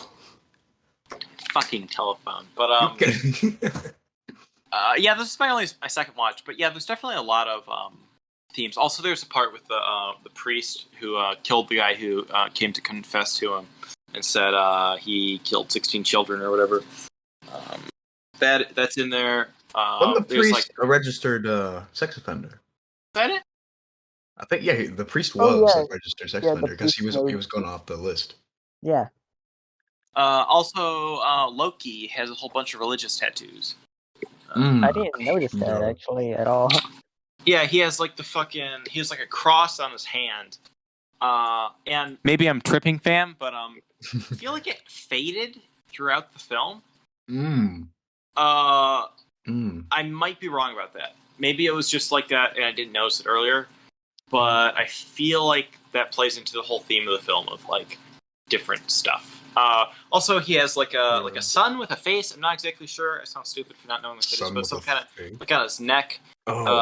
He has like either letters or like Asian characters like on his it looked knuckles. Almost runic. Yeah, or something like that. I'm not really sure. Like Golden Horse, maybe. He has like writing on his arm. I wasn't quite sure what that was. He has like a necklace. I think it's like some kind of religious necklace, and he has a Masonic ring. I noticed that. Also, his name's Loki, which is the Norse god of mischief. There's got to be some. There's like a lot going on there. Yeah. I just don't know what the fuck it is. Yeah, me neither, because I'm stupid. But one thing I noticed that maybe I'm stretching here, but when Alex, the guy that Keller takes to torture because he thinks he kidnapped his daughters, or his daughter, another daughter, Alex Jones. Yeah. He puts him in the box, and like I kind of feel maybe destroying the child. It almost feels like a confessional booth, I think it's called. Oh shit. Maybe I'm wrong there, but like I don't know. He's like it's just like the whole and like the way he's talking, like the shot of like his eye like looking through it. It kind of reminds me of other films where you've seen characters like outside of like a confessional thing. I get that, but like I don't know, because like we find out at the end that Alex is really the innocent one here. Yeah. And although I will mention, he did fuck with the dog. Remember that? Yeah. That was a bit weird. I think it was abuse breeding abuse, though, maybe. Well, I know they said he had an IQ of like a fucking 10-year-old or something. True that. Yeah, he wasn't exactly the. So I'm not sure he was doing that to the dog for abusive reasons. He just had like no fucking idea what he was really doing. Yeah, that might be it. He just doesn't have any concept of like harming other people. Like, what's interesting is how film frames it. Obviously, you don't know what the fuck is going on for until the reveal towards the end of the film. But like, you don't know who did it, and like, you see it, at least I guess on first watch, you see it through Keller's eyes. It's like, this guy did it. You know, he says the thing when he's like outside, or like he had the like the camper. And then, like, he tried to drive away, and then there's a point where he says something. I forget what he says. He says something to Keller outside the police station, like, something. What the fuck does he say to him? And they're like, well, completely, I only like, cried when I left. Yeah, something like that. And like up until that point, and then the part when he goes to kidnap him, I guess, or take him, like, you know, with the dog. And it's like, all right, this guy's a fucking like sadist, you know. And it's like the way it's framed is like, the film kind of convinces you that he is, even though he isn't, because of it's from like Keller's perspective. And like, yeah, I kind of see him fucking with the dog as like him just kind of taking out his like his like internalized trauma, maybe, because he was one of the kidnappers' victims when he was a kid. They said what was it? They gave him like LSD, ketamine, dude. And yeah, and so obviously he has a lot of like abuse in his past, and like I feel like he was kind of taking that out on like a smaller kind of harmless creature, which is basically what Keller does. I mean, he thinks he's doing, but like not only does Keller, you know, he's very angry about you know, his daughter being kidnapped, and he's very frustrated with that. He also they bring it up several times that his father committed suicide, and I feel like his character is kind of very tragic. He's just he's very angry, and he has a lot of what the fuck is the word I'm looking for? I mean, at one moment, I was like convinced that fucking Keller killed his own dad. Yeah, because of how they were twisting everything to make it like seem like he was the one behind it all or some shit, even though he clearly couldn't have been. Yeah. But for like a good moment there, I was like, there's something really sketchy here about Keller. He's being sus. Yeah, I for a second I was like, oh, don't fucking do like he has like multiple personality disorder or something. I don't fucking know. That's what I was like. Anyway, I don't know. But he was being sketchy. Being kind of sketchy, epic style. Kind of sussy, bro. Yeah, his thing with like his dad, like the whole thing. He's got like that other house where he or building where he tortures Alex, and it's kind of, I think that was like his old house, and I think that's where like his dad killed himself. And it's almost like that part of his life is something that was, you know, it's not fixed up. It's like all in shambles. It's like something that he hasn't like tended to yet. Like that part is just something that he hasn't like dealt with. Basically, I don't know. Maybe I'm going too deep into this one element of the story, but yeah, I think I noticed a lot of in this movie. A lot of focus on like what people believe that they are, or people's image of themselves, like I think like, I don't know, it even goes to like, I don't know, the priest, he still wants to be this like good man, this savior. The, you know, killer wants to be this father that can always save the day, and you can tell he has pressure on him from his wife, who, I'm gonna be honest, I kind of was mad at his wife in this movie. Like, she was being a bit of a bitch. She was like, "Oh, you can save us from anything. I thought you let us down." Basically, it's like what she's saying, and I was like, "Fuck you!" Like, shit, that's not okay. And then I don't know. It was just a lot of like identity. Like, is a very strong concept in the film, I think. Yeah, and you know, something actually a bit interesting I noticed on rewatch. That scene, like you mentioned, when she's saying like, "You said you protect us from anything." It seems like she's talking to Keller, but since it's kind of clear that the family is religious, I feel like she's also maybe it's not clear if she's talking to Keller or if she's like talking to God, basically, because it's like like the kidnapper person, Alex's aunt in quotes. I forget her name. What the fuck was her name? Like the old lady. Yeah, old bitch lady that would feed kids ketamine. Loves ketamine. Anyway, she was like, she said like, they like want people to lose faith, and like I feel like that's kind of like Keller's wife was in that moment. I don't know. I thought that was kind of interesting. I feel like a good like overarching theme is obviously the title of the movie, which is prisoners. Everybody's kind of living in there. Everyone in the movie is a prisoner in some shape or form. Yeah, it's obviously not just about Alex being the Keller's prisoner and the kids being prisoners. That's obviously not what it's referring to. Mazes and religion. Yeah, the maze, like necklace. The one guy that's dead, the priest killed had, and like the mazes on the wall. The fucking what the fuck is his name? I've seen him in a bunch of stuff. He was even in Blade Runner 2049. The guy that like has the snakes and the fucking. I just think about him as being the rat man. He looks like a rat. His name is Darren Moustachian. I don't know how to pronounce it. But he was in Suicide Squad too. Oh yeah. Yeah, he was Polka Dot Man. David Dastmalchian? Oh yeah, David Dastmalchian. I was like Darren Dastmalchian. Yeah, he was. Wasn't he in Twin Peaks? Yeah, he had a role in Twin Peaks: The Return.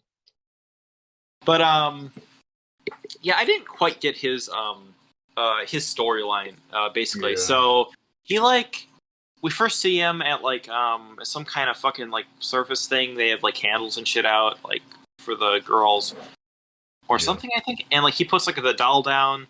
Then later you see him like breaking into the to families' houses to steal. Later they say that he was stealing the kids' clothes. And I don't quite get it. So he was like one of the victims who was like brainwashed or whatever the fuck. Or fucked with. Yeah, kidnapped and fucked with. And I guess he escaped and like he didn't remember it. And then like, what's he doing? I wasn't really sure there because like there's that whole scene when Loki goes into his house and like it actually kind of freaked me out. He walks into the room and there's like all those little chests. And it's like, all right, yeah, they're gonna be filled with like child's bodies. It's basically like, oh fuck. Well, I thought it was gonna be like fucking chopped up.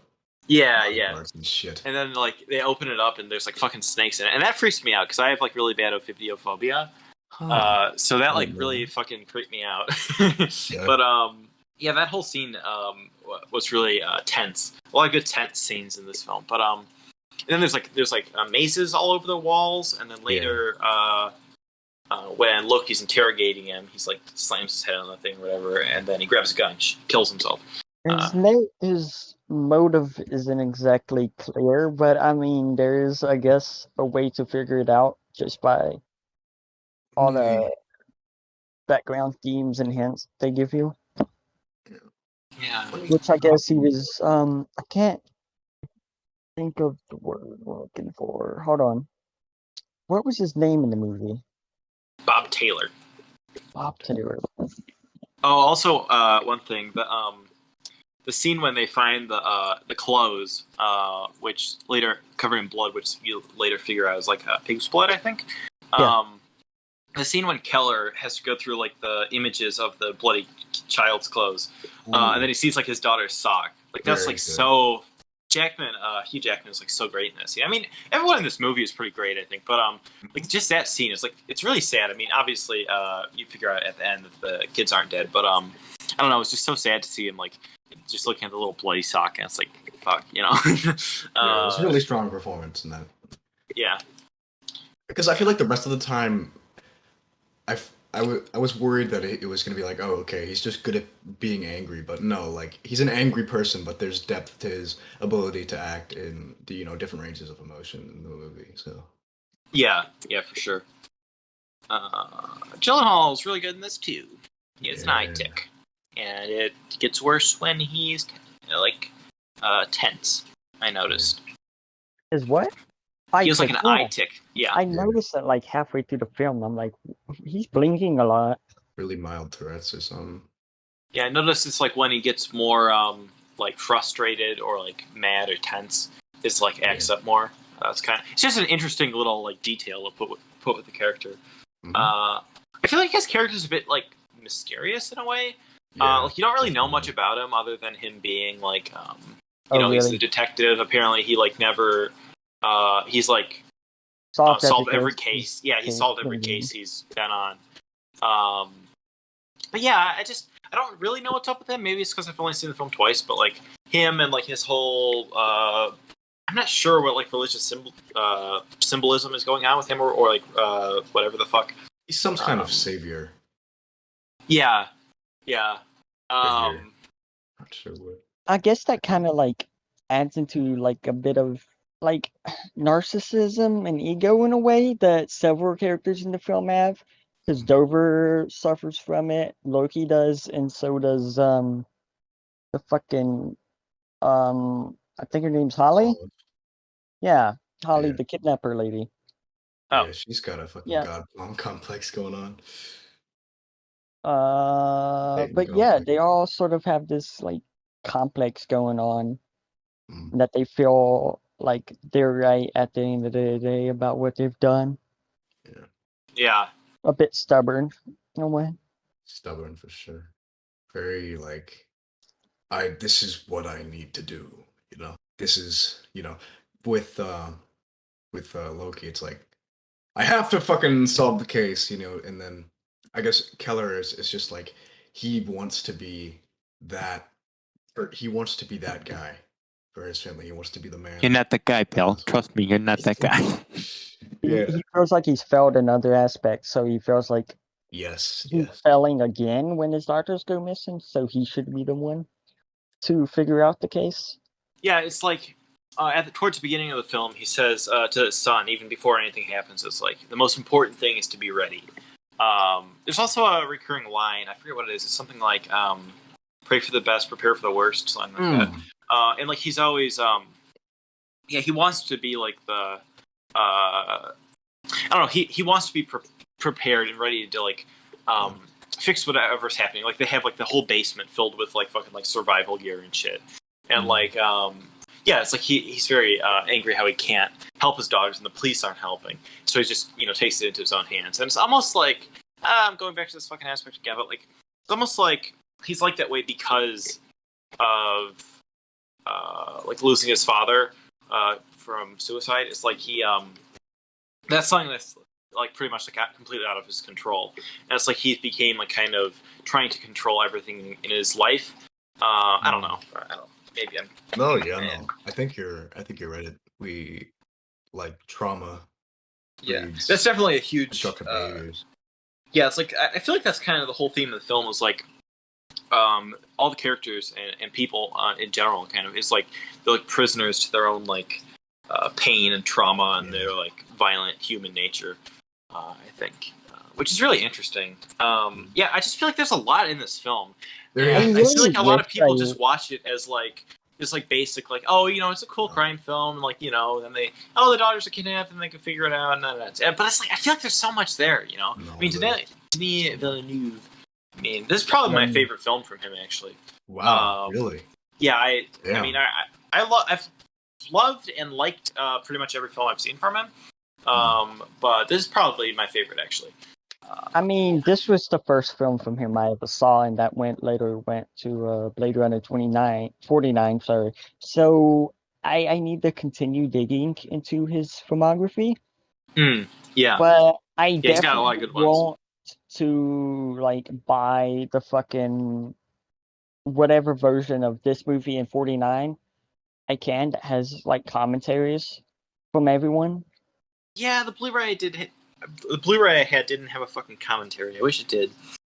I would have watched it.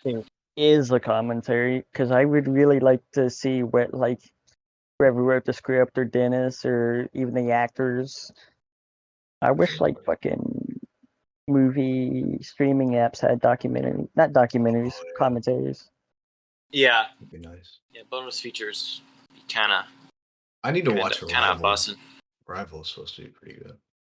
Arrival is good. Arrival is like as much as been free on fucking Tubi for forever, and I've just never watched it. It's on Tubi? You shitting me? It was at one point. I don't know if it's still there. I guess not. No. Damn, really? I own the 4K of it.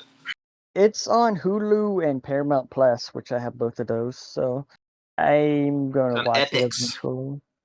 Epic, bro. Ooh. I actually plan to watch 2 movies tonight, actually, because I'm in a movie mood, thanks to the fucking movies I watched. But I mean, have we said everything we need to say about prisoners? No, I have a few more things. One Okay. little thing I noticed, maybe I'm looking too deep into visual metaphors, but there's a point where kids, towards the beginning, they're like playing with a hamster. It's like in a cage, and they say like it's not talking to me, and Oh, like it's like inside the cage, and like Foreshadowing. I feel like that kind of plays into the theme of the Alex being like kind of a helpless creature, stuck in a cage basically, and also right before the scene when Keller takes what the fuck is Terrence Howard's character's name? It's like Franklin, I think. Right before he takes him for the first time to go and tell him that he's torturing Alex. He's walking out of the house, and you see a shot of him walking out.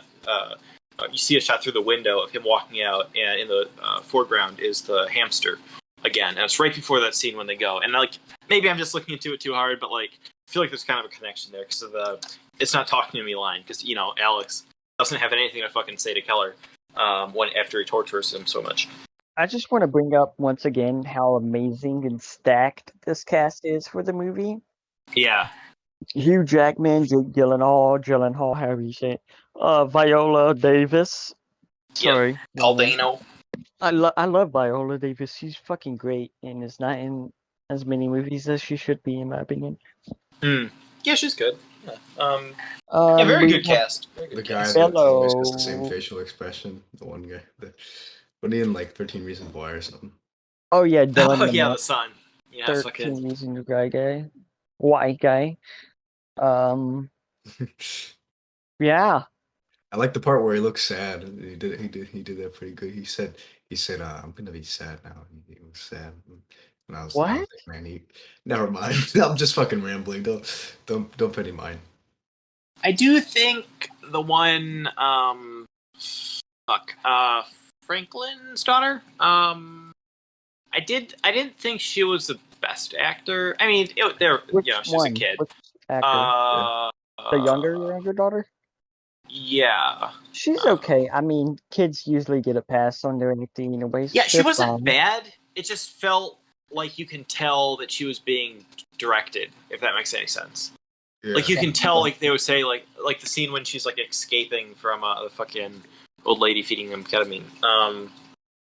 She's like running, and it's like it feels like you can tell someone said like, "All right, now run away and be scared." I don't know. Maybe I'm just. It's just and like her facial expression did not fit the situation, in my opinion. Yeah, and like there's several points where she's like she's supposed to be kind of out of it after I think she's in a coma at one point. I'm not really sure, but she like wakes up and she's supposed to be like out of it, and it's just I don't know. I mean, she wasn't bad. I mean, bad child actors can just completely fucking ruin a movie, and she wasn't bad. It was just like it wasn't. She great. did the job fine for me. I wasn't really. I was they aren't in it much. In the narrative interacting at that point. I try to, because you see enough movies and you can tend to like follow tropes and know where movies going. I try to not have that be a thing for me because I try to absorb myself in the movie, not really think about anything or solve anything because I don't want to ruin anything for me. Yeah. Like I'm just here for the ride. I don't want to fucking spoil it for me but I do understand the gratification in which like I called it, motherfuckers. Yeah, when you could tell what's gonna happen in a movie like 20 minutes in, it's like I don't know. I'm not sure if it's the best screenplay. I'm not really sure if it's that well written.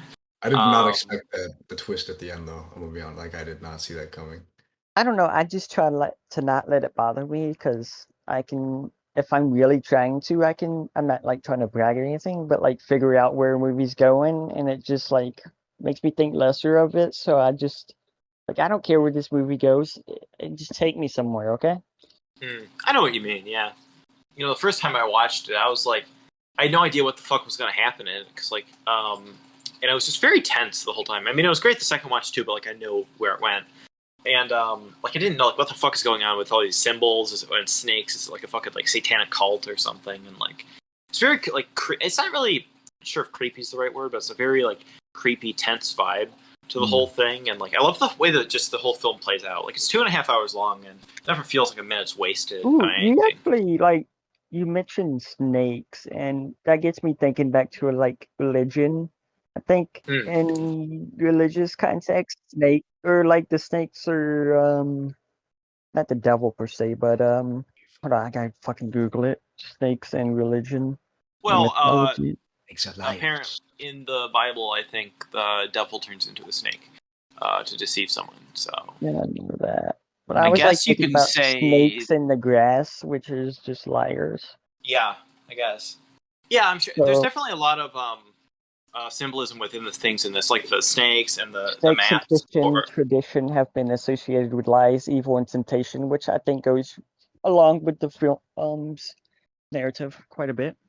yeah, and like the mazes. I feel like that's kind of like they're like lost. They're all Nice. trying to find their Emotionally. way in life because they're stuck in their prison, in whatever prison they're in, Yeah, and they yeah, need to figure out the way out. Snake. And life is a maze at times. yes. All that fucking saying, fuck you, life. I'm kidding. Anyway.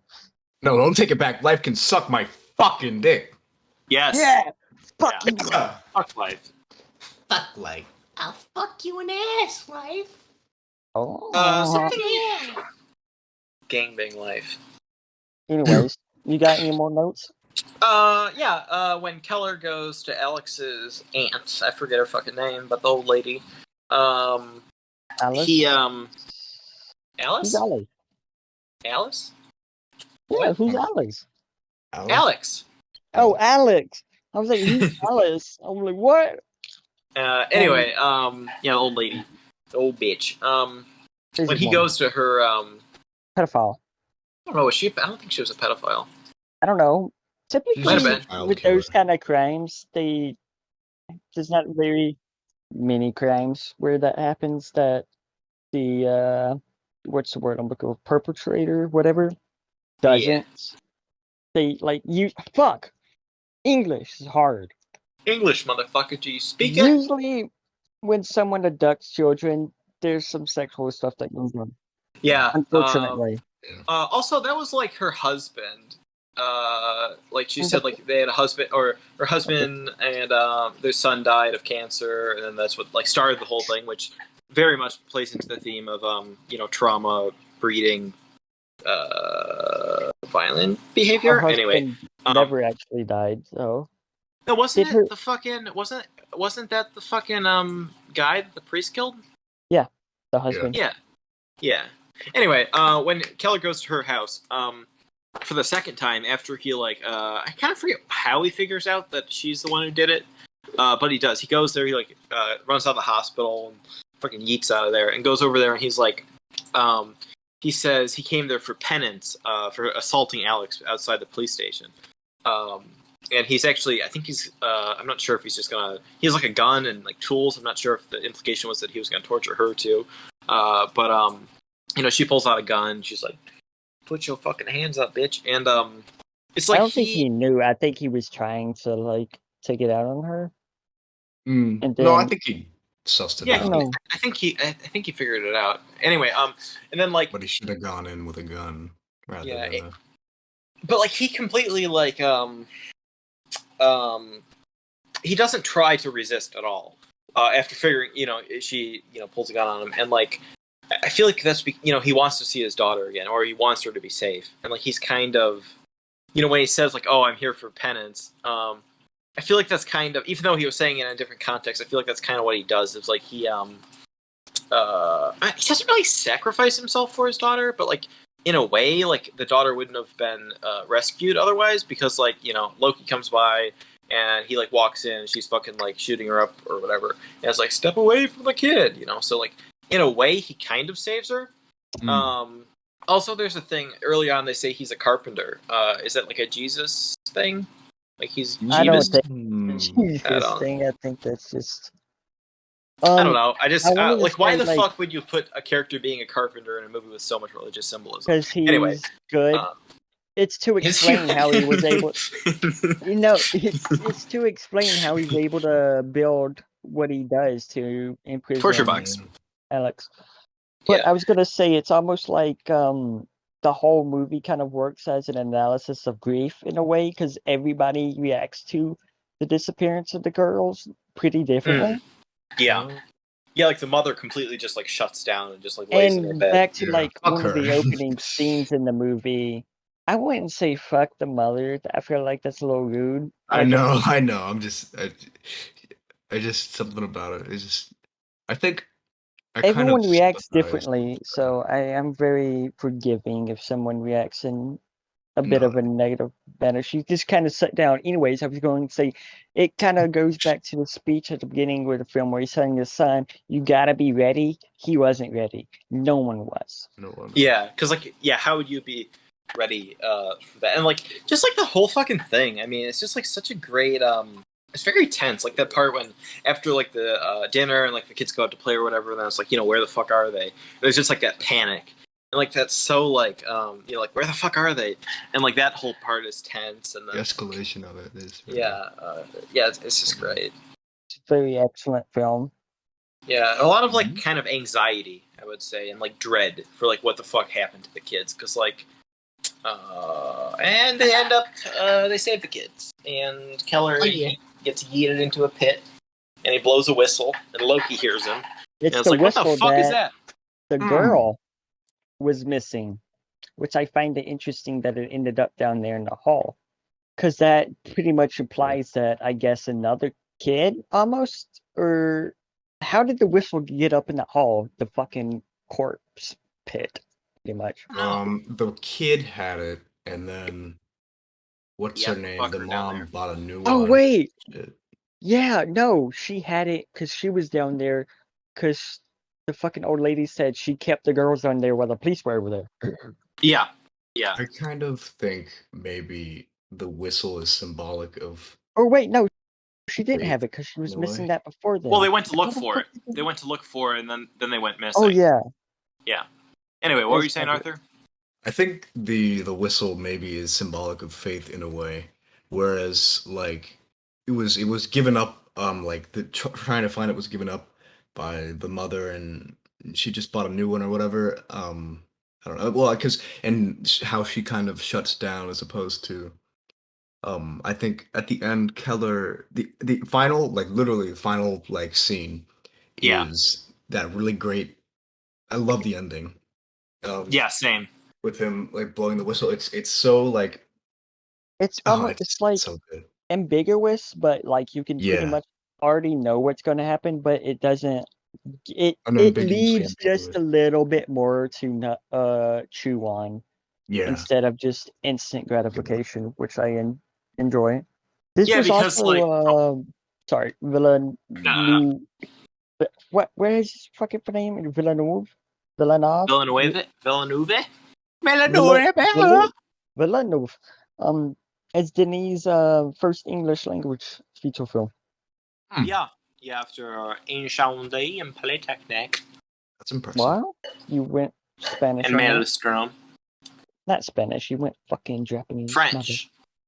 Oh, I'm done. French, motherfucker. Do you speak it? What's interesting about the ending is he he hears the whistle and it's like, what the fuck is that? After like the crew packs up, we're like, fuck this, we're leaving for the day, and he hears it and he's like, what is that? Then it ends, and it's like, obviously they're gonna find, because they're like digging shit up. Obviously they're gonna find the pit eventually, but like, you hear it and it's like so fucking weak. It's like, he's fucking dying down there because it's How cold long out. at that point has he been down there? I have no idea. And like, if he didn't hear it and like go save him, he'd probably die, which would be interesting for the character. And also, if he does save him, he's fucking going to prison for like torturing Alex, because they say that earlier. So like, it's just very interesting how the film leaves the characters. Also, the children, obviously they're heavily traumatized by this whole thing, probably, and like they might end up just as fucked up as like Alex and Bob, or I guess Alex isn't that fucked up, but like him and fucking what's his name, Bob, the guy with the snakes. So it's just more trauma to come, baby. The real prison was the trauma we made along the way. But Mark Wahlberg was a producer on the movie, and I don't remember who gave him the credit, but pretty much they say he was the one who really got the film moving and got work put down on it. Good old Marky Mark. What was I talking about? Oh yeah. Are we? Didn't he assault a Vietnamese person when he was 18? He did, but he apologized for it. So Yeah, but didn't he like blind him or some shit? I'm not Jesus. gonna start talking shit about him. It's just like it was like a hate crime. Didn't he like hate crime a damn. Vietnamese person? Shit. Whatever. I like Marky Mark anyway. Did he hate crime somebody? I like him. I like him. Those two things do not go together. Anyway, what were you saying? I was just gonna say one final thing where the whistle, if you think of it as like a symbol for faith, I think at the end Keller is kind of, he has that like the change in his character, or the big moment for his character is blowing that whistle because he puts faith in something other than himself, and he calls out for help, and he trusts. He truly puts his faith in something other than himself, and I think that's a growing point for him to blow the whistle. Yeah. I think that's kind of Yeah. He's not just relying on himself to get it done. Yeah. That is interesting. I think he says a prayer too before that. I don't really know the Probably. prayers. I mean, I'm sure there's some kind of biblical connection you can make if you knew that. The one thing I think at one point he's saying, I think it's the Lord's Prayer. I watched it with my dad, and my dad points this out, but I'm not sure. So he might be wrong. So if I get this wrong, blame my dad. He said when he's saying a prayer, I think right before or after torturing Alex in the water thing. And apparently, I think it's the Lord's Prayer. I'm not sure. He says when he gets to the part that's like fucking. Hold up, I wrote a note. Oh yeah, it's like something about like forgiving those who sin against us, something like that. He like stops because obviously that's not what he's doing with fucking Alex. So that's a bit of an interesting little tidbit, but if might be wrong about that, I'm not sure. I think that's about it I have to say about it. I think we got a pretty thorough discussion. I'd say so too. Yeah. So what would you boys rate this out of 10? Solid 8 out of 10. I think in terms of yeah, no, I want to yeah 8. I think I'd say 8. I think 8? 9 is like that was fucking awesome. 10 was like I came. And 8 is just like that was a very good movie, but it's not like my favorite thing ever. Yeah, it's a very solid 8. I definitely need to see it a couple more times to get like a final opinion. Something I would watch again easily. Yeah, I really love it. I think it's a great like crime thriller. It works on that level, and just pretty much every part of it works together perfectly with the performances. And I say this pretty much every fucking episode. It's my favorite Villeneuve film I've seen. I would give it a 9 out of 10. Actually, closer to a 10. I could see giving this a 10 on rewatch. I was afraid I wouldn't like it as much on rewatch since the first watch. There's so much. At least for me, it's very tense and kind of anxiety-inducing where the plot's going. But I think I enjoy it more actually on rewatch. I would give this a solid 9 out of 10. Might give it a 10 on rewatch. This is my third 9 out of 10 in a row for these episodes. What the fuck? We need to talk about some bad movies already. Like, what the fuck? Also, this movie is on my top 50 list on Letterboxd. It's number 50. Nice. So we finished with Prisoners. So now we're on to what have we seen this week? Yeah, what the fuck indeed have we seen this week? That's my question. I started watching Reservation Dogs, which is a new series on FX about a group of Native American teenagers growing up on a reservation. I think Taika Waititi produced it, or even wrote it, I believe. He's funny. I like him. Yeah, he had a good hand in writing it. Anyways, I started that yesterday and finished it tonight. That was a really good, solid first season. And I can't wait for season 2 because it's already gotten one. It's got the green light for season 2. Any connection to Reservoir Dogs there? I they never say anything explicitly, but like one of the characters has a Reservoir Dogs poster on his wall, so I guess that's where they got the information. Not information, but fucking inspiration for their little friend group name. All right. Anything else? I've definitely seen something else, but I need to look at my letterbox first. What the fuck have Arthur? I do not watch enough shit, so I'm just gonna say that I am planning on watching Samurai Jack season 5 soon. Epic. I really liked that fucking TV show when I was younger. It's like a big part of my childhood. I remember I would stay up. I used to live in New York, and I would get to stay up till 11 on Friday to watch fucking Samurai Jack, and that was like the best shit ever. Every Friday, epic. I love that show. Actually, I don't think I've seen anything else this week aside from that TV show. I did finish that New York City Epicenters documentary I was talking about last episode. Ah, nice. The Spike Lee one? Yeah, it was a very good documentary. I recommend it. But that's about all I've seen aside from the 3 movies we covered today. Nice.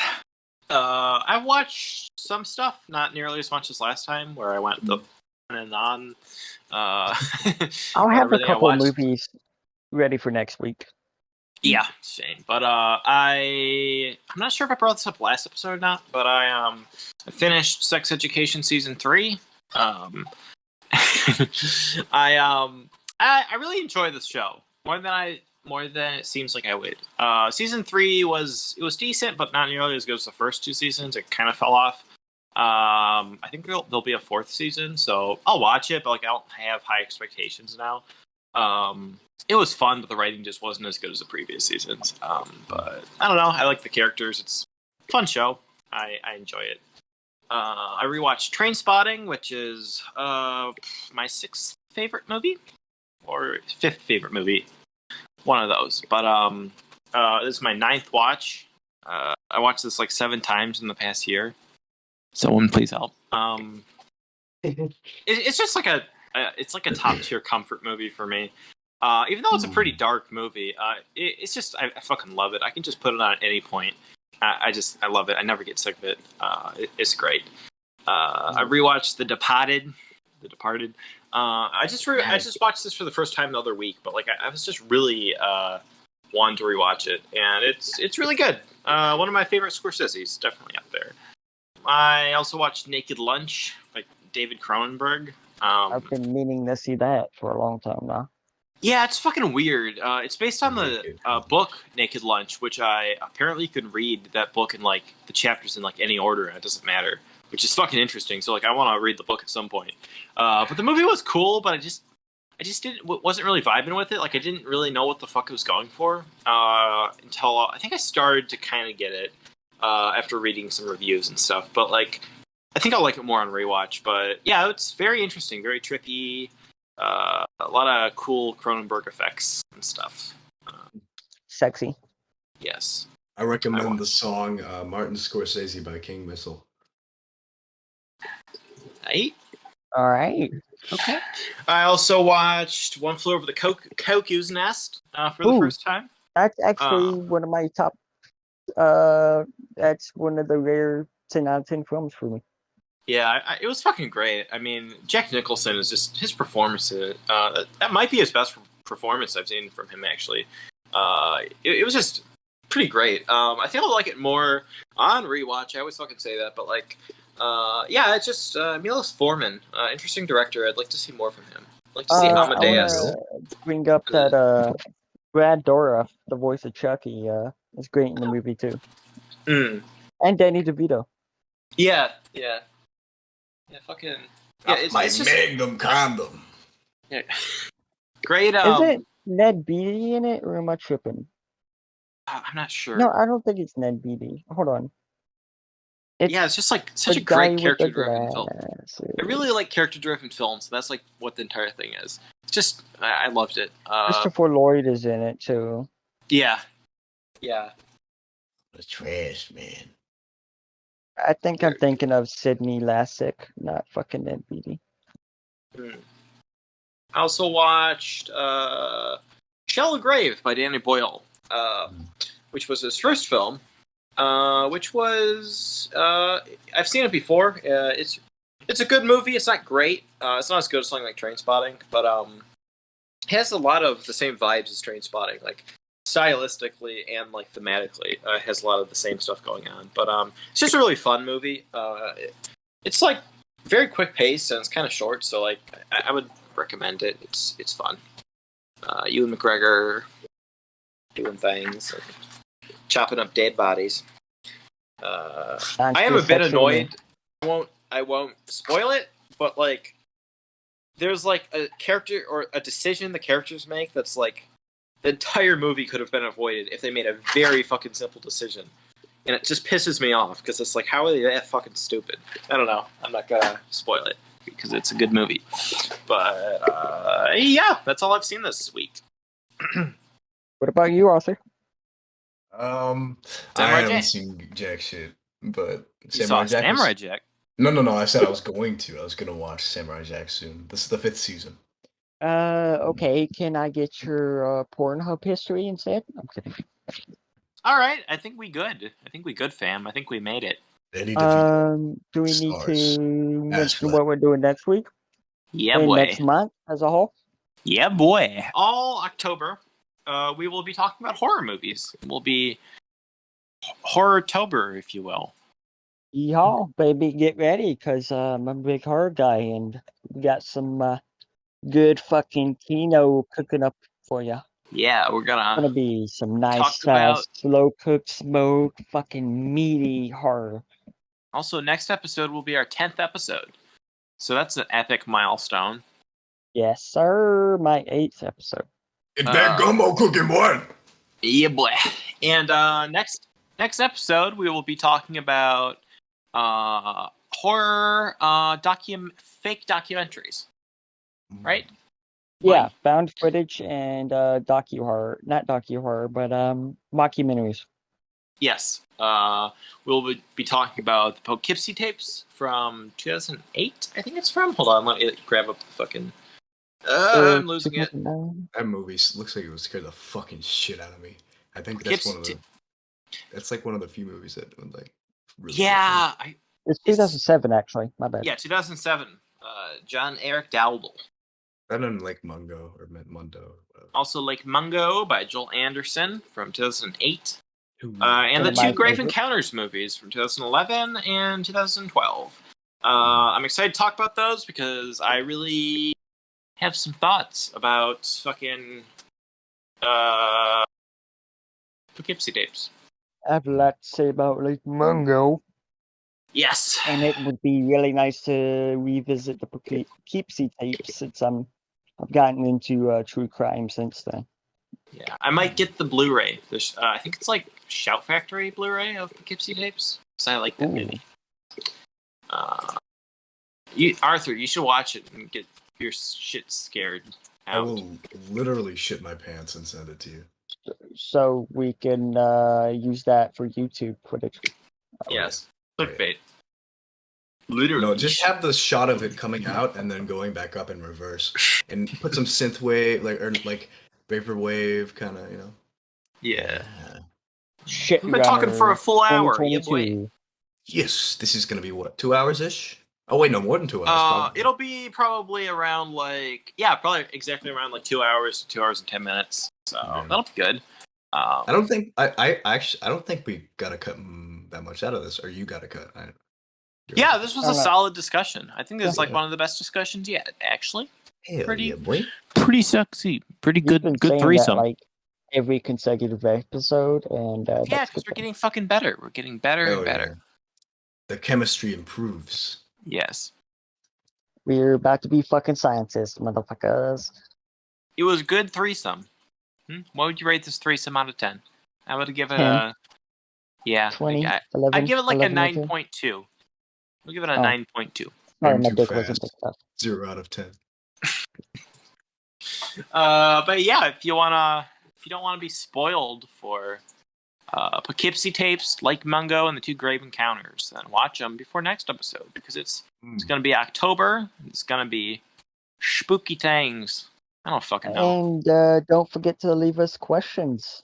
Oh, Yeah, leave us questions and follow us on Letterboxd. Make sure you follow Arthur because he posts And, great reviews. Yeah, because I am so consistent. I'm posting a lot of reviews all the time. His reviews are like just pages after pages. Of I mean, look, well thought essays. out. College essays? No, fuck that. I'm on fucking Letterboxd talking about boob. I like the scene with the boob.